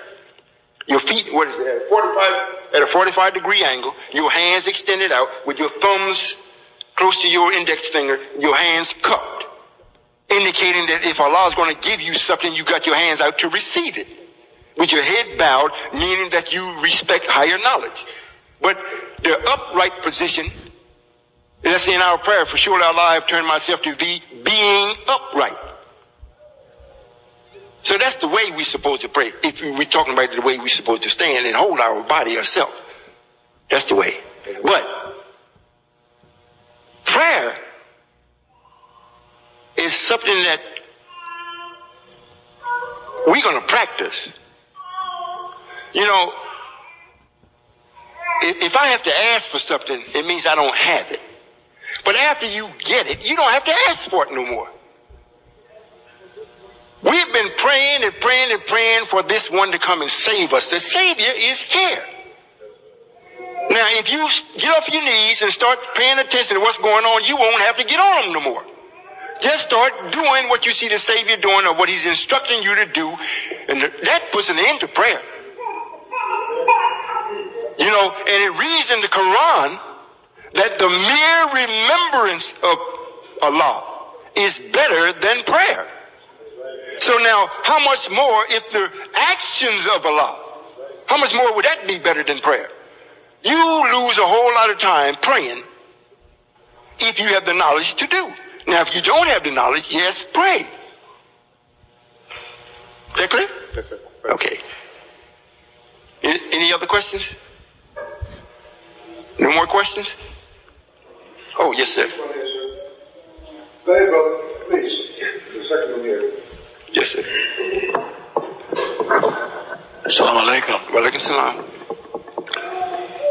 Well, the basis of your talk, your foundation is what the messenger taught when he came to us. The foundation of your talk is from the Honorable Elijah Muhammad. Yes, sir. Because he came to us in Washington here in 1935. And he told us that he was bringing us a modern Islam. That's what he told us. An Islam that goes along with the time. Yes, sir. So me, myself, I'm a free thinker. I question everything to get some understanding. That's true. So now, what I have heard you say today, it's just, it's real simple to understand if you are seeking knowledge and know the foundation that has been given to us, you have no problem. Right. Because what the Honorable Elijah Muhammad taught, if you will talk about Islam, you have to talk about something he said before you understand it or not. Because he gave us a foundation to go to the height, to the zenith height in knowledge and wisdom and understanding. Yes, sir. And this is the way I like what you're saying, because you're talking from a foundation and people can really understand what you're saying. I understand everything you're saying. That's why I had so many questions. I was trying to find out how you were thinking. So I found out how you were thinking. All praises to Allah. And see, he used to come to my house every day. I talked to him face to face and mouth to mouth for a long time ago. He came to Washington when he was on a run for 7 years. For 7 years, I saw him. Yes. In and out. He used to come to my house every morning. Every morning. He taught me well, because I was real dumb, brother. I was real dumb. And I prayed that I would get some knowledge so that I could understand. And he gave it to me. And I didn't take it and sit on it. He told me a whole other things that he didn't teach from the speaker stand, you see. Yes, sir. Because I asked a lot of questions. And so I'm happy to hear, to know that I haven't been wrong in the things I've been saying about Islam, about the Creator.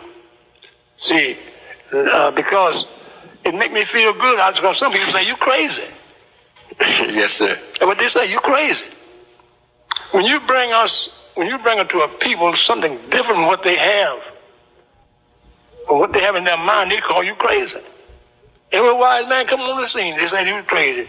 Quitting it, and what man made the plane, everything. They say that man's crazy, he can't do that. So I'm happy, brother, that I'm not crazy. I'm happy I came out to hear you talk, because I love to hear a man talk like you, because this is the way I talk. Praise be to God. I never in my life will forget the Honorable Elijah Muhammad. I love the man. Ever since he taught me, I love that man. And I always will love him. And I told him to his face, if you telling me the truth, I'll be your man forever. Yes, sir. And I'm sticking to that, brother. I'm not going to give it up. Well, praise be to Allah. Thank you.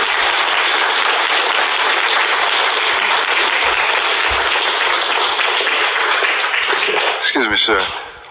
Brother just spoke. He said 1934. Yes, now, sir. we know the messenger came here, 1935. We know the messenger came in, and we know he lived here among the brothers, and when he was running, he taught.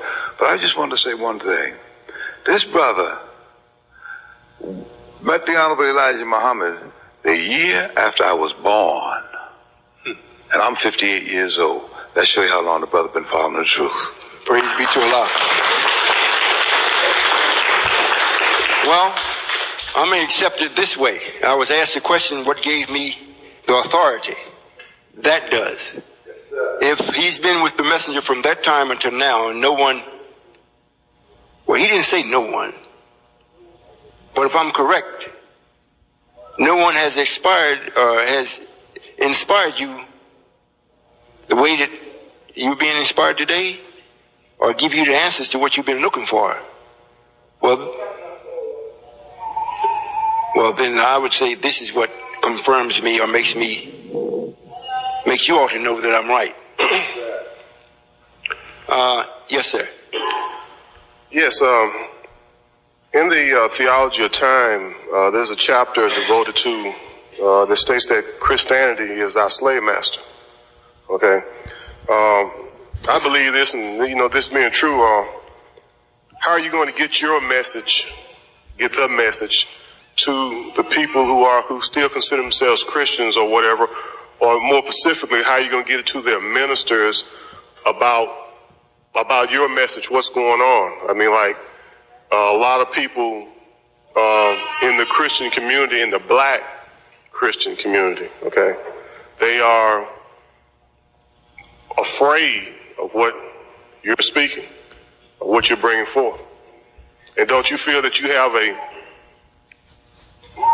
duty to make sure that, you know, that the effort is put forth, that they know, like, I was brought here on my own, but from speaking to Brother Rasul, he got my attention. But like, well, what happens is this: the preachers know, but the key is what you said. They are afraid. So when they see someone doing what they are afraid to do, this will encourage them to come and be a part of it. This is why it was after the 144,000 was seen going to heaven. Then the number came up that no man could count. So I don't have to go to do anything as far as the Christians are concerned. Just the fact of me gathering the messengers, believers, or the 144,000, the logistics that it takes to produce that is not going to be done in a vacuum or in the dark. It's going to be done in the open, so everybody's going to be looking at it. So the ones that know, such as the preachers, they're going to come. But until they actually see it, they think if they do what they know, they're not going to have no followers. And if they have no followers, they may have to get a job. So, I mean, really, that's what, because if they feared Allah as they should, or this Jesus Christ, if they feared him as they should, they would tell the people the truth and trust on Allah to protect them or guide them or reward them. But they don't do that. They make their existence off the ignorance of the people. But today, when the people see me doing what I'm doing, and it is to increase, they're not going to have no followers now. So they're going to have to come. And the book reads, they're the last ones that's coming. Okay, one other quick question, if I may, on religious nature. In the Bible somewhere it states that you're not supposed to like worship like crosses and statues and lambs and, you know, things like of this nature. Right. Why do they still do that? If they know it's in the Bible, why do they do that? Well, this is a part, when you don't have knowledge, you look for something that's on the outside of you. You know, a good example of that is white folks do not have the knowledge of the original man, or has his knowledge. They have knowledge of him, but they don't have the knowledge of how he do things. They know that white people, they know that the original man makes time, if there's such a thing, without wearing a watch. But since they couldn't do it, they made a watch. Since they don't control the light of the sun, so they make light. So what they don't have a knowledge of, they take it and put it on the outside, and then they worship that. It's from ignorance and still the fear. This is why we don't worship anything. You may see the sun, moon, and star as our flag, and that's it. Because we have knowledge. And the whole universe is designed to serve us. Matter of fact, even white people, they serving us too. For the reason that we made them. But that's why they do it. Although it's written there, you know, not to do, well, you know, this is like, if you're on a journey and you get lost on your journey, you either go back to the point where you know, or you have to go get a map. And even in getting the map, you still have to go back to the point where you know and then go from there. Well, it's the same thing in this. If they knew Elijah, they heard the message, but if they didn't study it, Well, then they go to what they were doing before Elijah was raised up, and that was worshiping idols. So you can't serve two masters, you do one or the other. In this country, idols is the thing. Until Allah raised up the messenger. Now, if you're going to follow Allah or come to Allah, well, then you put away all those things or get rid of it, and you start dealing with knowledge. Does that answer the question? All right. Yes, ma'am. Am I correct in you referring to the scripture today about the Lord weeping for one to take the book? What did you say? No, ma'am. Not the Lord was weeping. All of the his major angels, which is 24 of them, they were the ones, plus John, was weeping because they didn't see anyone coming to take it. But the Lord wasn't weeping. Okay. Why were they weeping, and what was the book? Well, the reason for them weeping, first thing, if God has got something and nobody's worthy to take it, well, then that's kind of disheartening. You know, just to see God, if they are thinking in their mind, God is going to be disappointed. So that's the thing that would make you weep. But they didn't know of the one. They didn't know God had prepared it, this one. He was prepared in a vacuum or in the darkness. So this is why they were weeping. And then after he did go and take it and had enough nerve to open up the seals, then their cry turned from sadness into joy. But this one, the book, is actually a person. And the seals are this person's sons. They came from the same person. So it's like Allah says, when he chooses a messenger, he chooses the whole family or the seed of that person. Now, this means if he has sons that's naturally younger than the father, well, then the son has something to do. And the son can't do it until the seal that was placed on him is broken.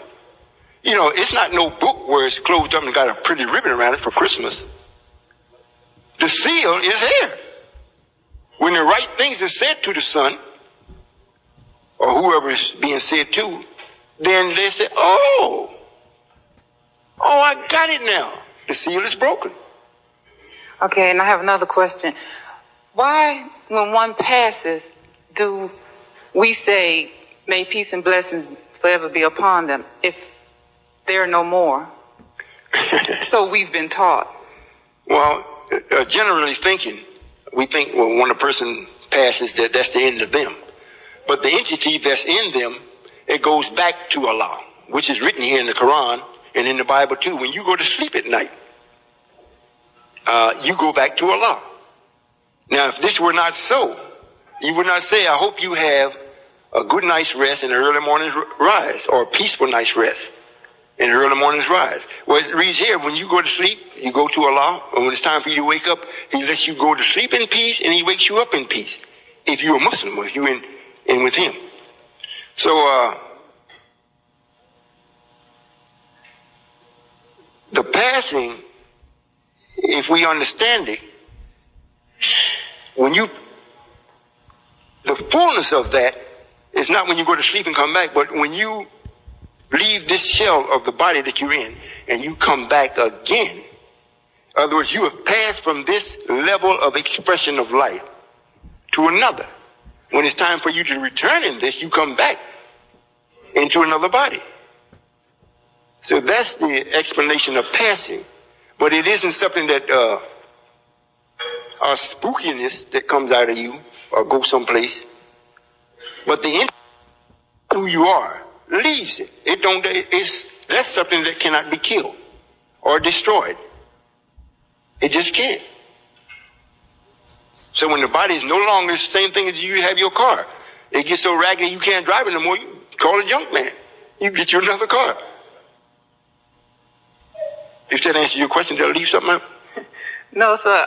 What you're saying is that you're asking for peace and blessings to be on that entity, so when it returns again? Oh, but I knew something I didn't answer. When we ask for peace and blessings to be upon a particular individual, it's that we are very pleased as to what took place from that individual. And the messenger taught us if you die, die the death of a Muslim. If you must die. This means that you were in favor with Allah. So if he's going to have peace on you in your absence from us, the only thing that's going to happen to you in the absence from us is Allah's giving you things that makes you peaceful until you return again. And you should return in peace. Thank you. Listen. Okay. Any more?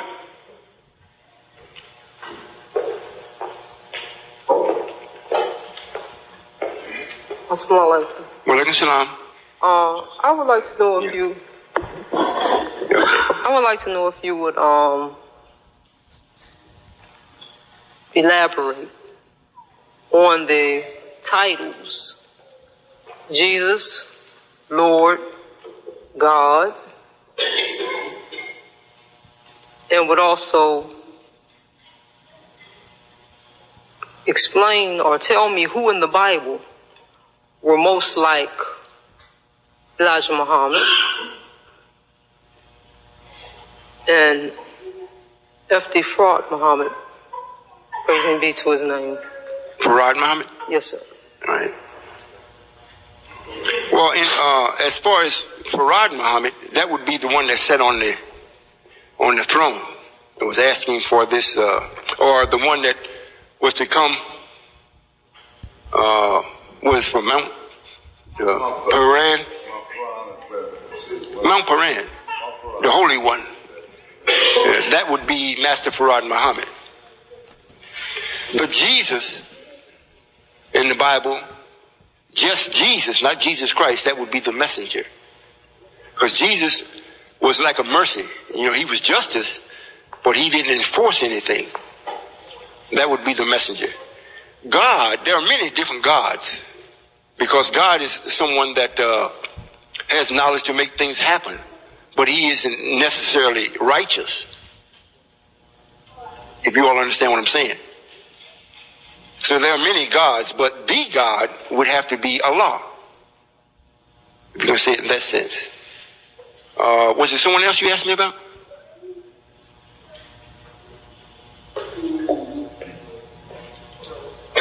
All right. Yes, ma'am. Assalamu alaikum. Walaikum salam.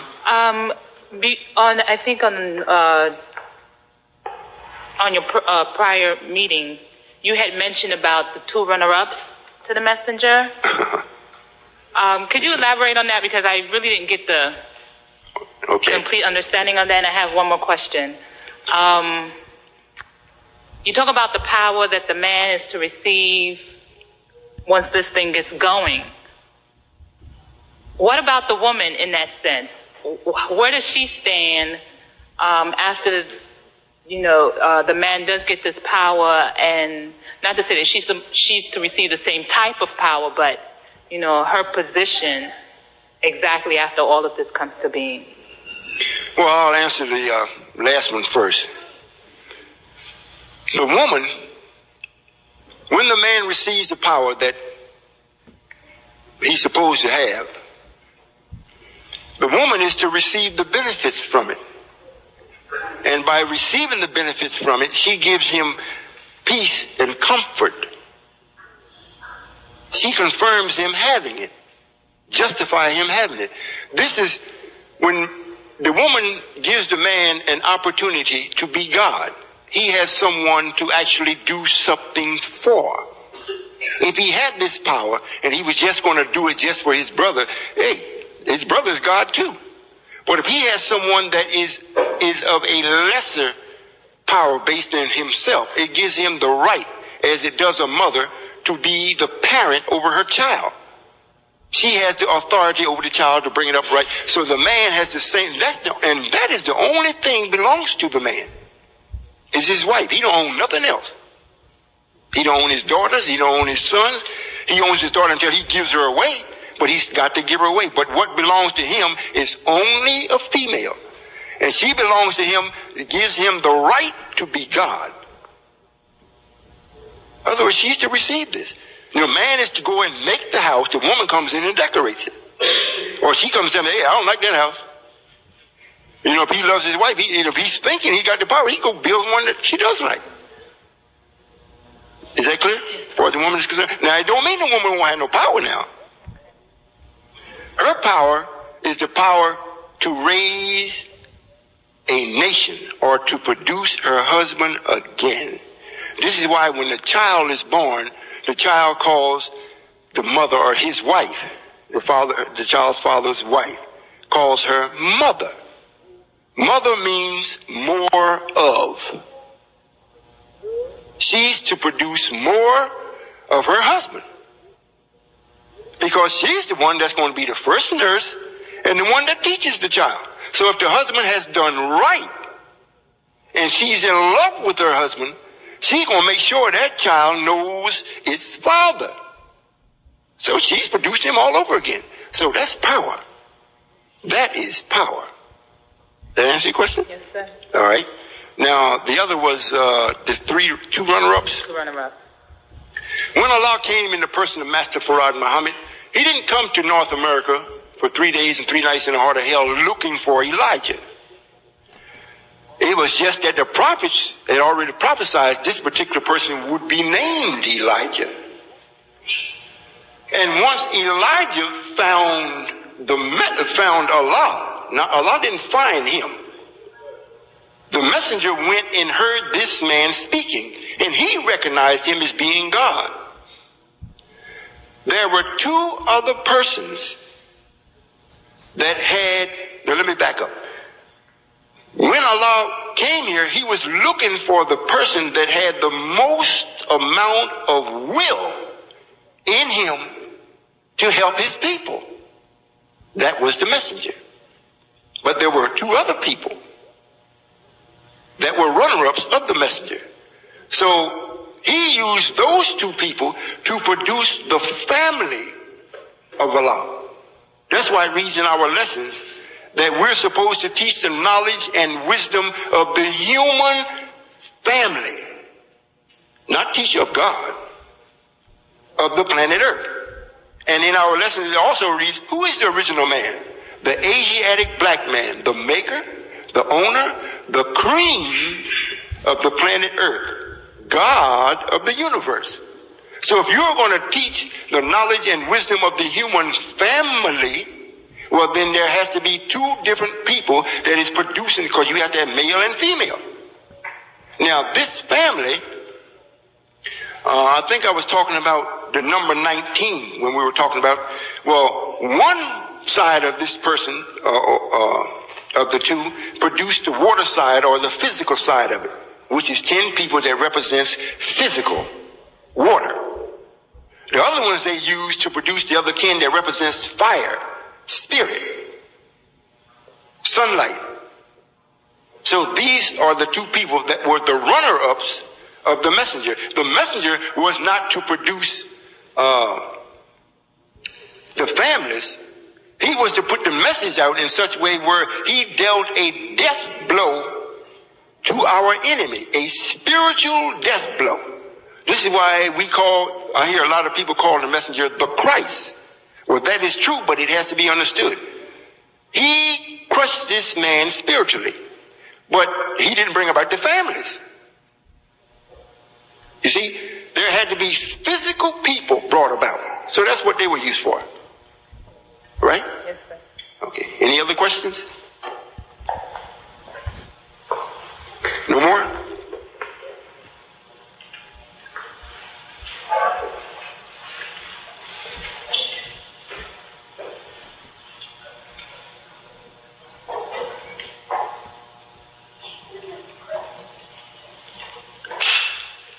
In the book of Daniel,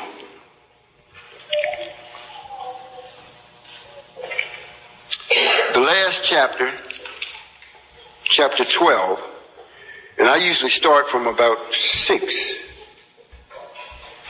I want to read this. These are not my glasses, so this tells exactly what happened before the messenger and after the messenger. It's very short, and if you go home and you read it, you will see how the whole thing is laid out. Daniel is a book that gives the time of things. Let's see if I can get it here.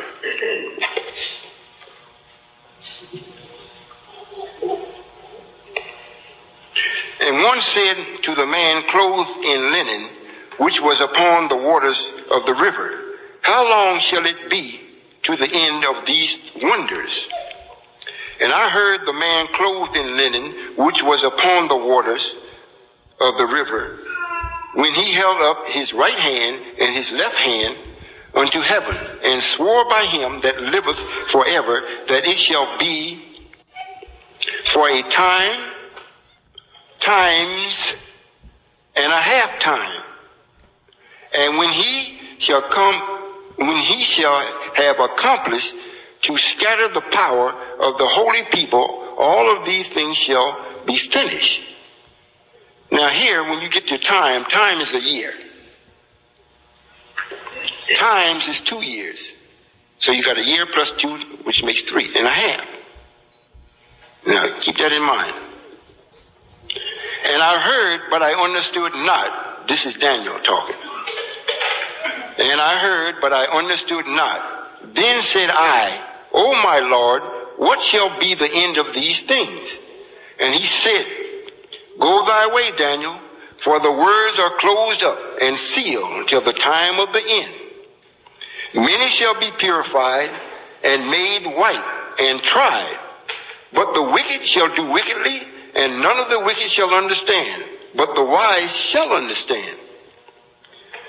And from the time that the daily sacrifice shall be taken away, and the abomination maketh desolate set up, there shall be 1,290 days. Now the daily sacrifice is Elijah. For 40 years he sacrificed for us. Now it's telling you now when to start to count.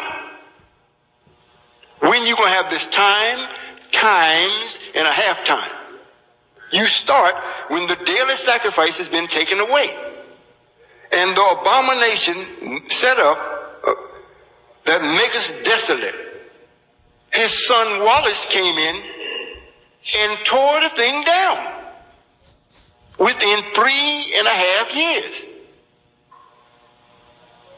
You follow? Are you all following what I'm saying? All right. Now let's look and see what happens here. And it reads, blessed is he that waiteth and cometh to the 1,330 days. So this means all of the ones that came under the messenger's teaching and accepted it had to go through this period of time. And if you stuck to his teaching, then you were sealed. Then when it got time for me to stand up, I have to have the knowledge to break your seal so that you can receive your mother and he can receive you, meaning the messenger. Now, but go thy way till the end be, for those shall rest and stand in the lot at the end of these days. Well, it means that after I break the seal of the 144,000, it reads here, you arise and stand in the lot again. It's that simple. Wallace, for 3 years until 1978, if you stayed with him, you didn't make it. If you didn't like it, and like the brother just stood here, the whole time he's been, and he hasn't been completely satisfied since the messenger has passed, until now, he's starting to receive some satisfaction. Means that the seal is beginning to be broken. This brother, if the messenger talked to him every day, he hasn't received money, good home, friendships, and all walks of life yet. So he has not been rewarded. And the Holy Quran reads here that when a man works for you, you're supposed to pay him before the sweat dries on your brow. Well, if this brother's been talking 50 years almost, and he hasn't been paid yet, there's got to be a reason.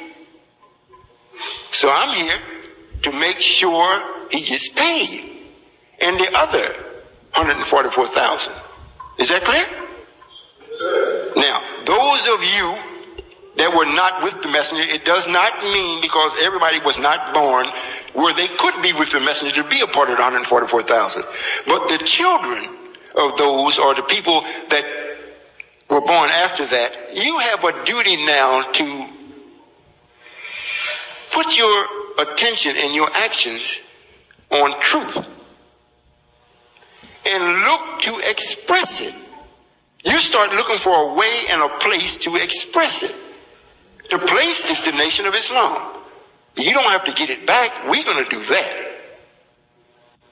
But as we get it back and you're watching, you start preparing yourself on what you hear us say. You get the tape. Please get the tape. And I'm not saying please in the way of begging, because Allah hates a beggar.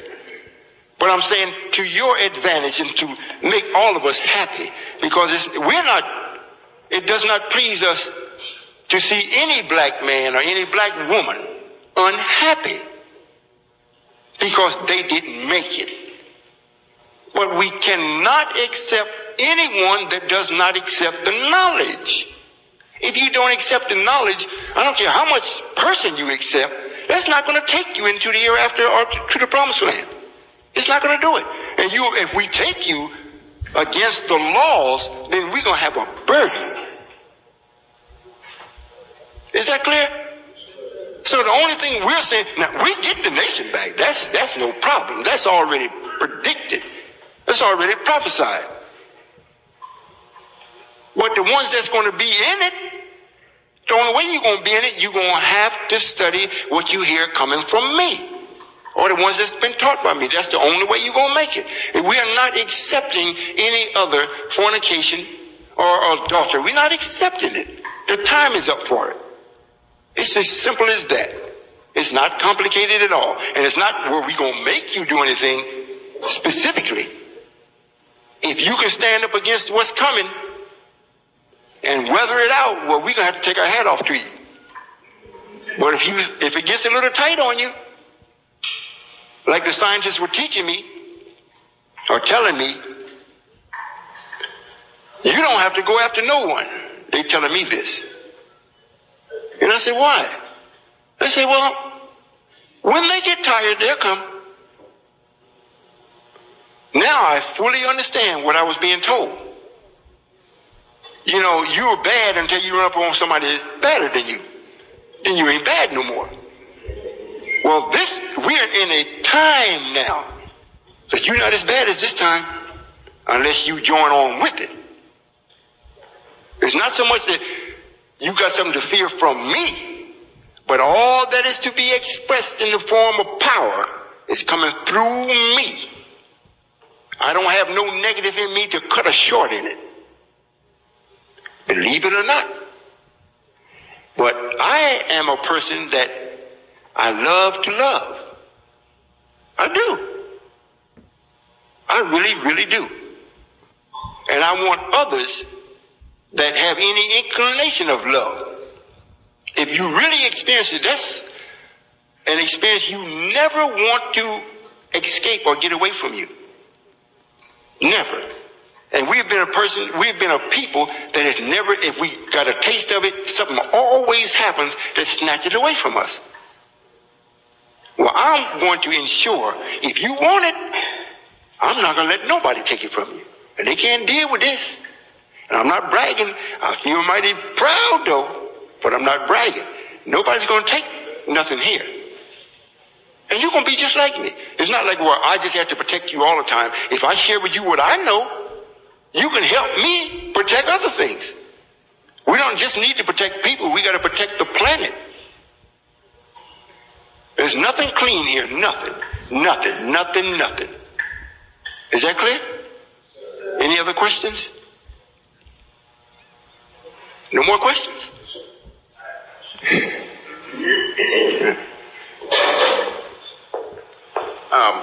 Father, since we're heading into 1993 and, basically a new year, is there anything that you could tell us about the types of things that we're going to look forward to in 93? Well, you mean for us as a people, you'll see the nation come alive. First, you're going to see a little don't you all get upset because you may see a little disturbance in it. You know, it may have to be a little shaking. Yes, sir. But just be still. Don't go no place. Because the shaking is going to stop real quick. And then you'll know, well, it's time that everything's going to start. Visibly start. Now, and at the same time, you're going to see a war. You know, we have to keep these people busy. That's our enemy by nature. They have to be busy doing something. They're not going to come right away and help us do anything. So we cannot. So you're going to see things that will be employed from the power that will keep them busy.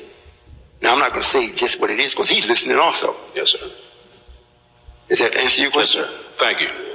Yes, ma'am. Walaikum salam. I'd like for you to truly define the word love for me. Love? Yes. Love is the lowering of oneself to serve another when you don't have to. Of your own will. That's what love is. Now, the experience, that may seem very simple, but the gratification or the feeling that you get from that is very, very good. But if you, it's like, because Allah is Allah, and He allows the man, or I'll say the black man at this time, to have everything that he needs to produce what he wants or his will, this is something that will make him love Allah. And if the man in turn does this for his wife, he has submitted himself to give his wife what she wants, what will make her happy, that is of truth, when he didn't have to. So this in turn makes her love him. And the same it goes with the child. If the child is obedient, they can't give the mother anything but obedience. The mother automatically loves the child because the child has submitted itself to do the will of the mother or parent. This is what produces love. But the love itself from an intelligent standpoint, not a child, but a person that's responsible, if they lower themselves to serve another person, this is what love is, and they do it willingly. Is that understood?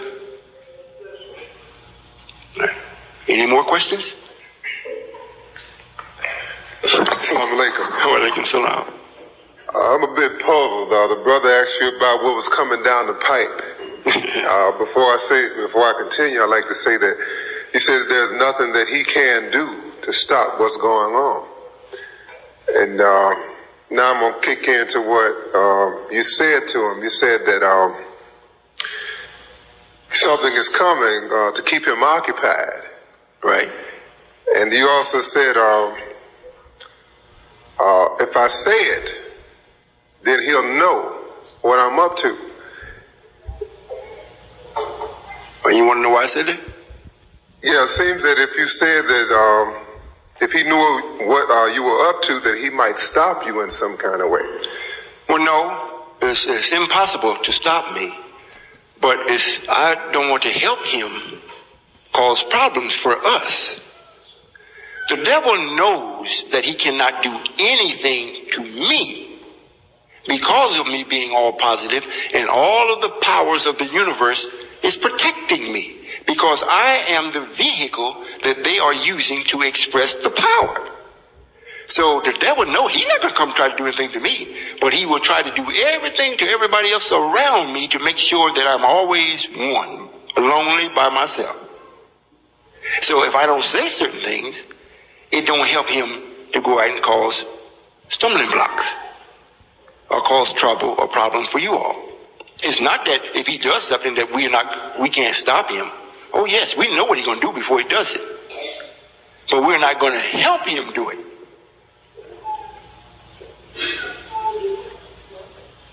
Thank you very much. Yes, sir.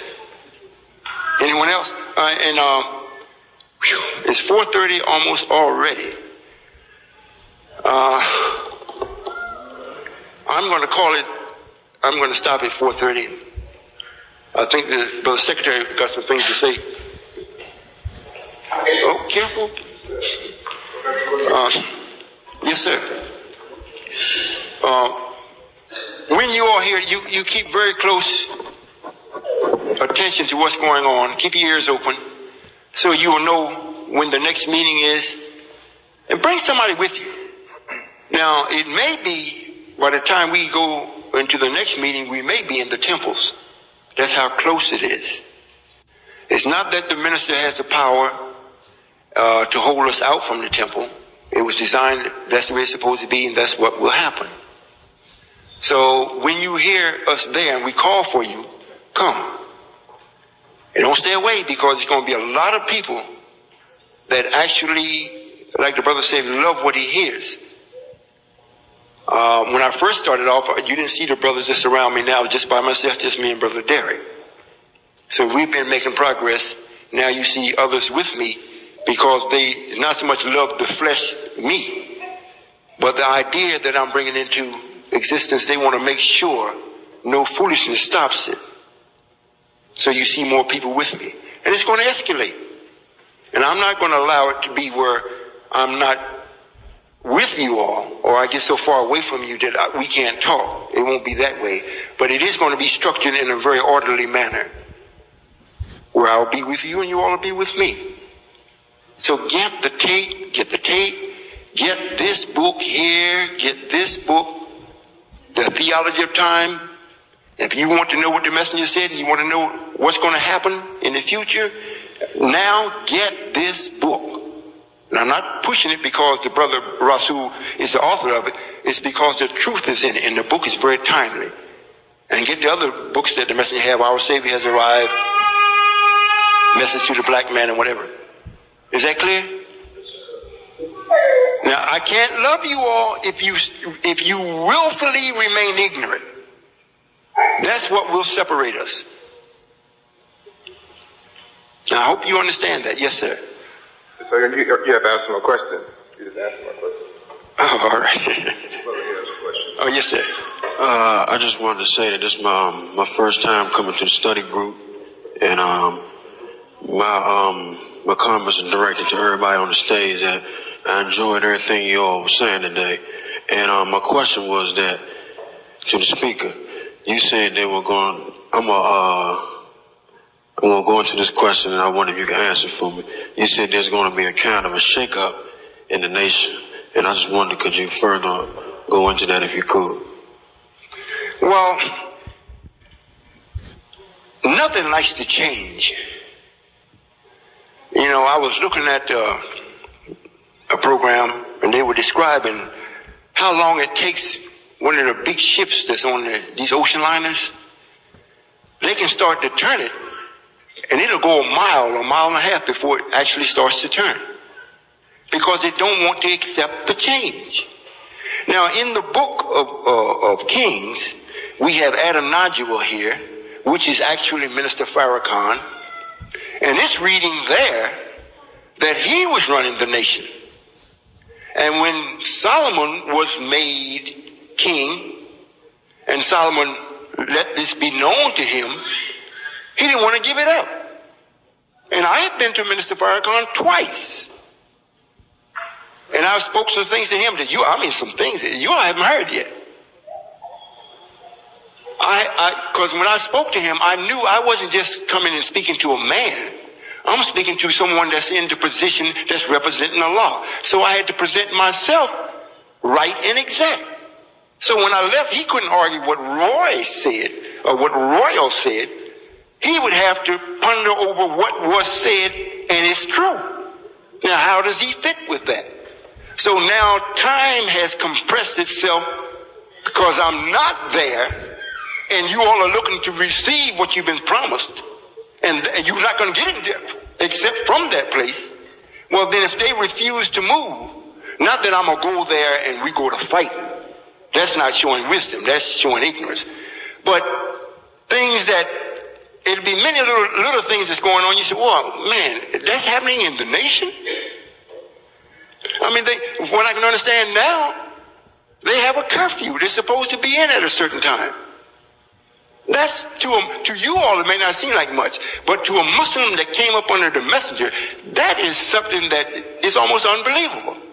We're not supposed to be the aggressors, but we don't run from no fights. We do not run from no fights. And I say, anybody gonna have a curfew, it's gonna be the enemy. You follow what I'm saying? Yes. Is that right, brother? I'm talking about the Muslims that come up under the messenger. But when we see these things, these are things that leads into, it's making like the nation is, like a woman. I mean, she needs to be protected, and then as soon as something come up, they gotta run. Something else gotta happen, brother. It can't go like that. Yeah, I respect what you're saying. So I'm not gonna say exactly what happened because they're here to taste too.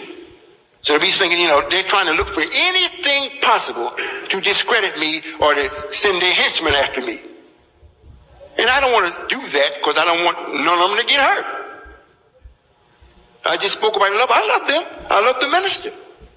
But I love truth more than I love anybody. Because they don't fail me. Thank you. Okay? Thank you. Any other quick questions? Yes, sir.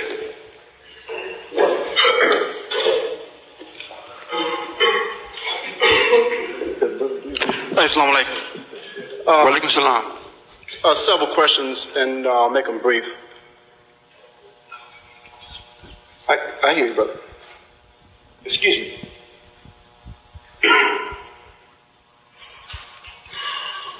Yes, sir. Go ahead. Right. The subject of runners-up came up, and you elaborated somewhat on that. But is it who were the runners-up that you made reference to?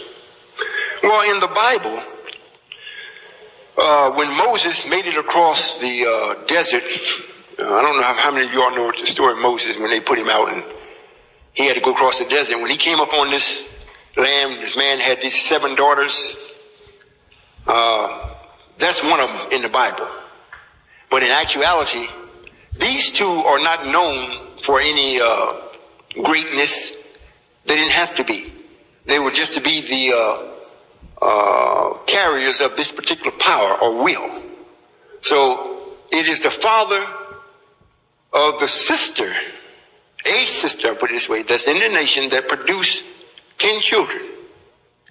And the other is the father of another sister that's in the nation that produced another 10 children. Another what, sir? 10 children. 10 children. Yes, sir. These children are to express the attributes of Allah. There are 99 attributes, but each one of them expresses 10 attributes. That brings it up to 100 now. We're looking at Allah that has 100 attributes. Now, those 2 particular people are not known, only to me. But the fruit that they bore, all of us will bear witness or receive benefits from it.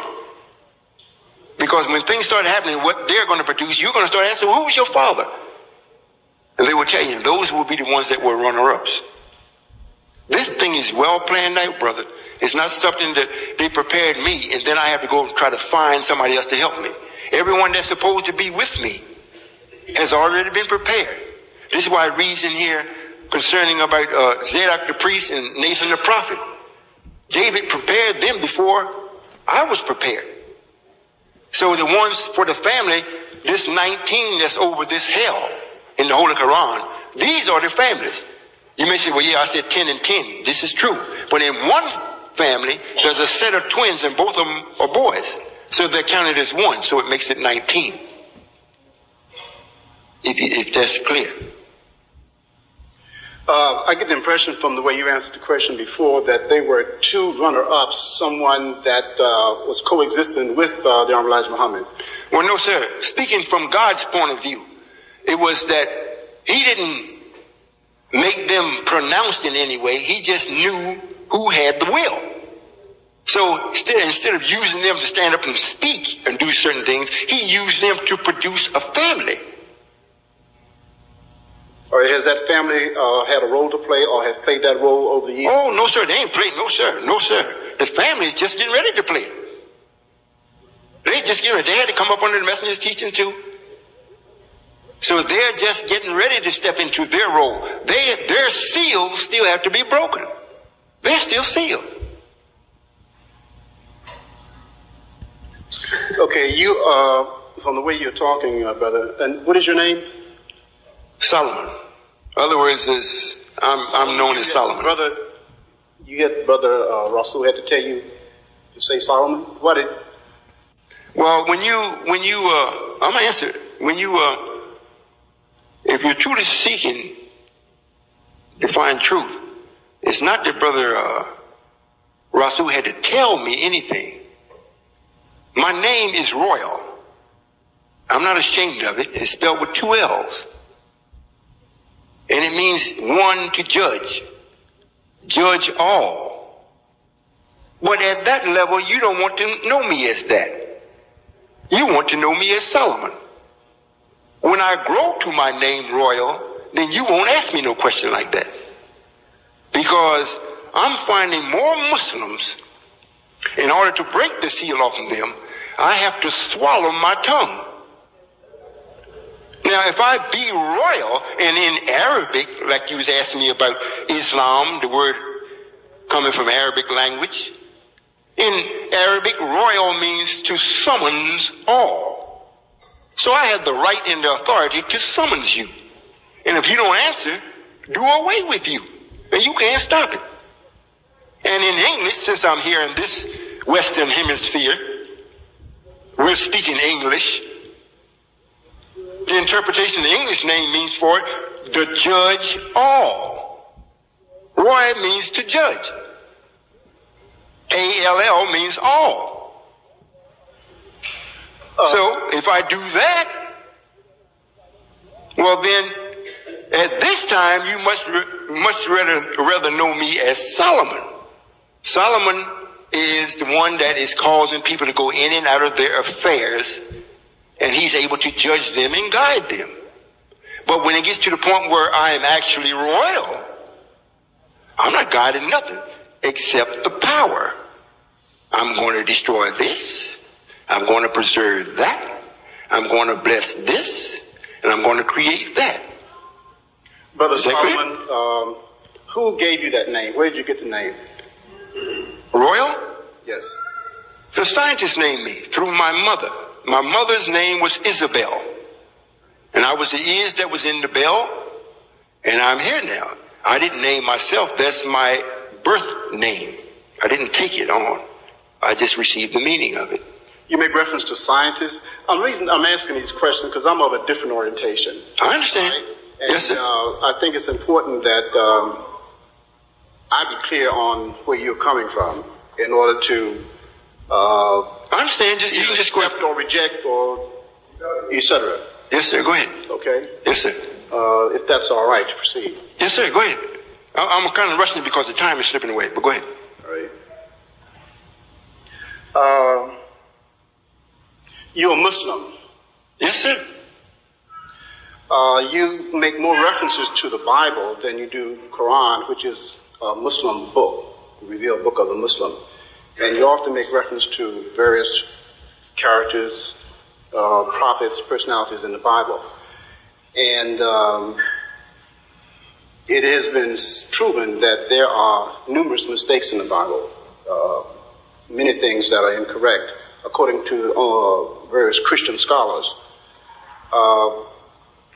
Why is it that you make these references to the Bible, given a Islamic presentation? Because we're here in North America, and we speak English, and we have to identify with what we speak. And when I refer to the Bible, I speak of it in a way where it is living, not as it was history. So therefore, you can't say I'm lying, because it's actually happening right in front of your face. So I give the characters and tell what they're doing and how they're doing it, and it makes it very simple. So it takes out all that mystery, all that falsehood. Now, to speak concerning the Quran, I'll do that when we get with the Quranic scholars or whatnot. But most of the people that come here, they read the Bible. So I speak with them, it's like saying, you talk with many tongues, so I'm speaking the tongue of the Bible. They understand it. All right, because I remember, incidentally, I have been exposed to Islam since I was 17. All right, I came in under Elijah Muhammad, and for 53 now. So I have been exposed to the various transitions that our growth and exposure to Islam, as it were, during those years, and Islam since I and a lot of others have come to know it since Imam Washington Muhammad came into the office, and the things that he's done since then, and the various progresses that have been made in terms of recognition of Islam by both whites and blacks. Well, let me say this, brother, not out of disrespect, only because of time. I'm going to say this and then we're going to bring my part to a close. Regardless to what you get, not just the brother, but anyone, regardless to what you get, if it does not show you tomorrow, forget it. Even if you read this Quran and you cannot see tomorrow, forget it. We're supposed, the messenger taught us, and you said you came under him, to keep your eye on the hereafter, not in the past 1,500 years ago, but what's coming before you. So if you don't do that, then you're going to always have questions and try to see where I'm coming from. Because I'm going one way and you're going the other way. We want to go in the way that God has pointed us to go. That's forward. And if we stick with the Quran, that's like God did something and he can't go no further. There's no end to Allah and his wisdom. So if someone comes up and starts to share with you things mathematically that shows you a future, deal with that. You can use this as a base for it, but don't stop here. You waste it. You waste time when you constantly looking. If you keep looking for what's wrong, you're going to miss what's right.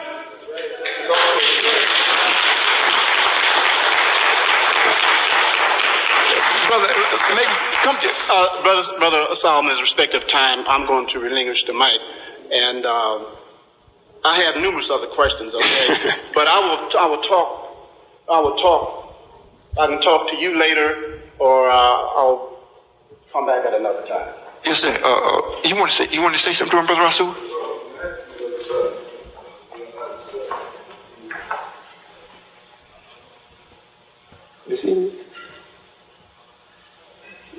Okay. Yeah. Well, the brother made an invitation. If you want to come to the brother's house, we can hold a discussion for a short period of time. If it's all right with you, that's up to you. After the meeting.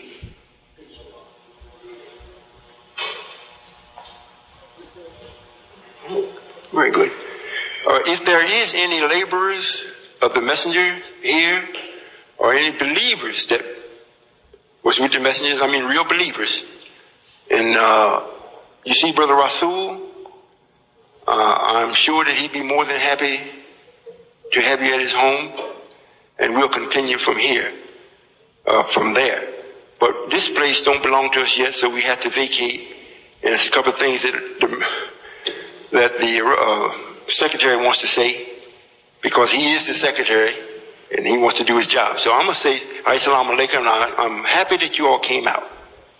Assalamu alaikum.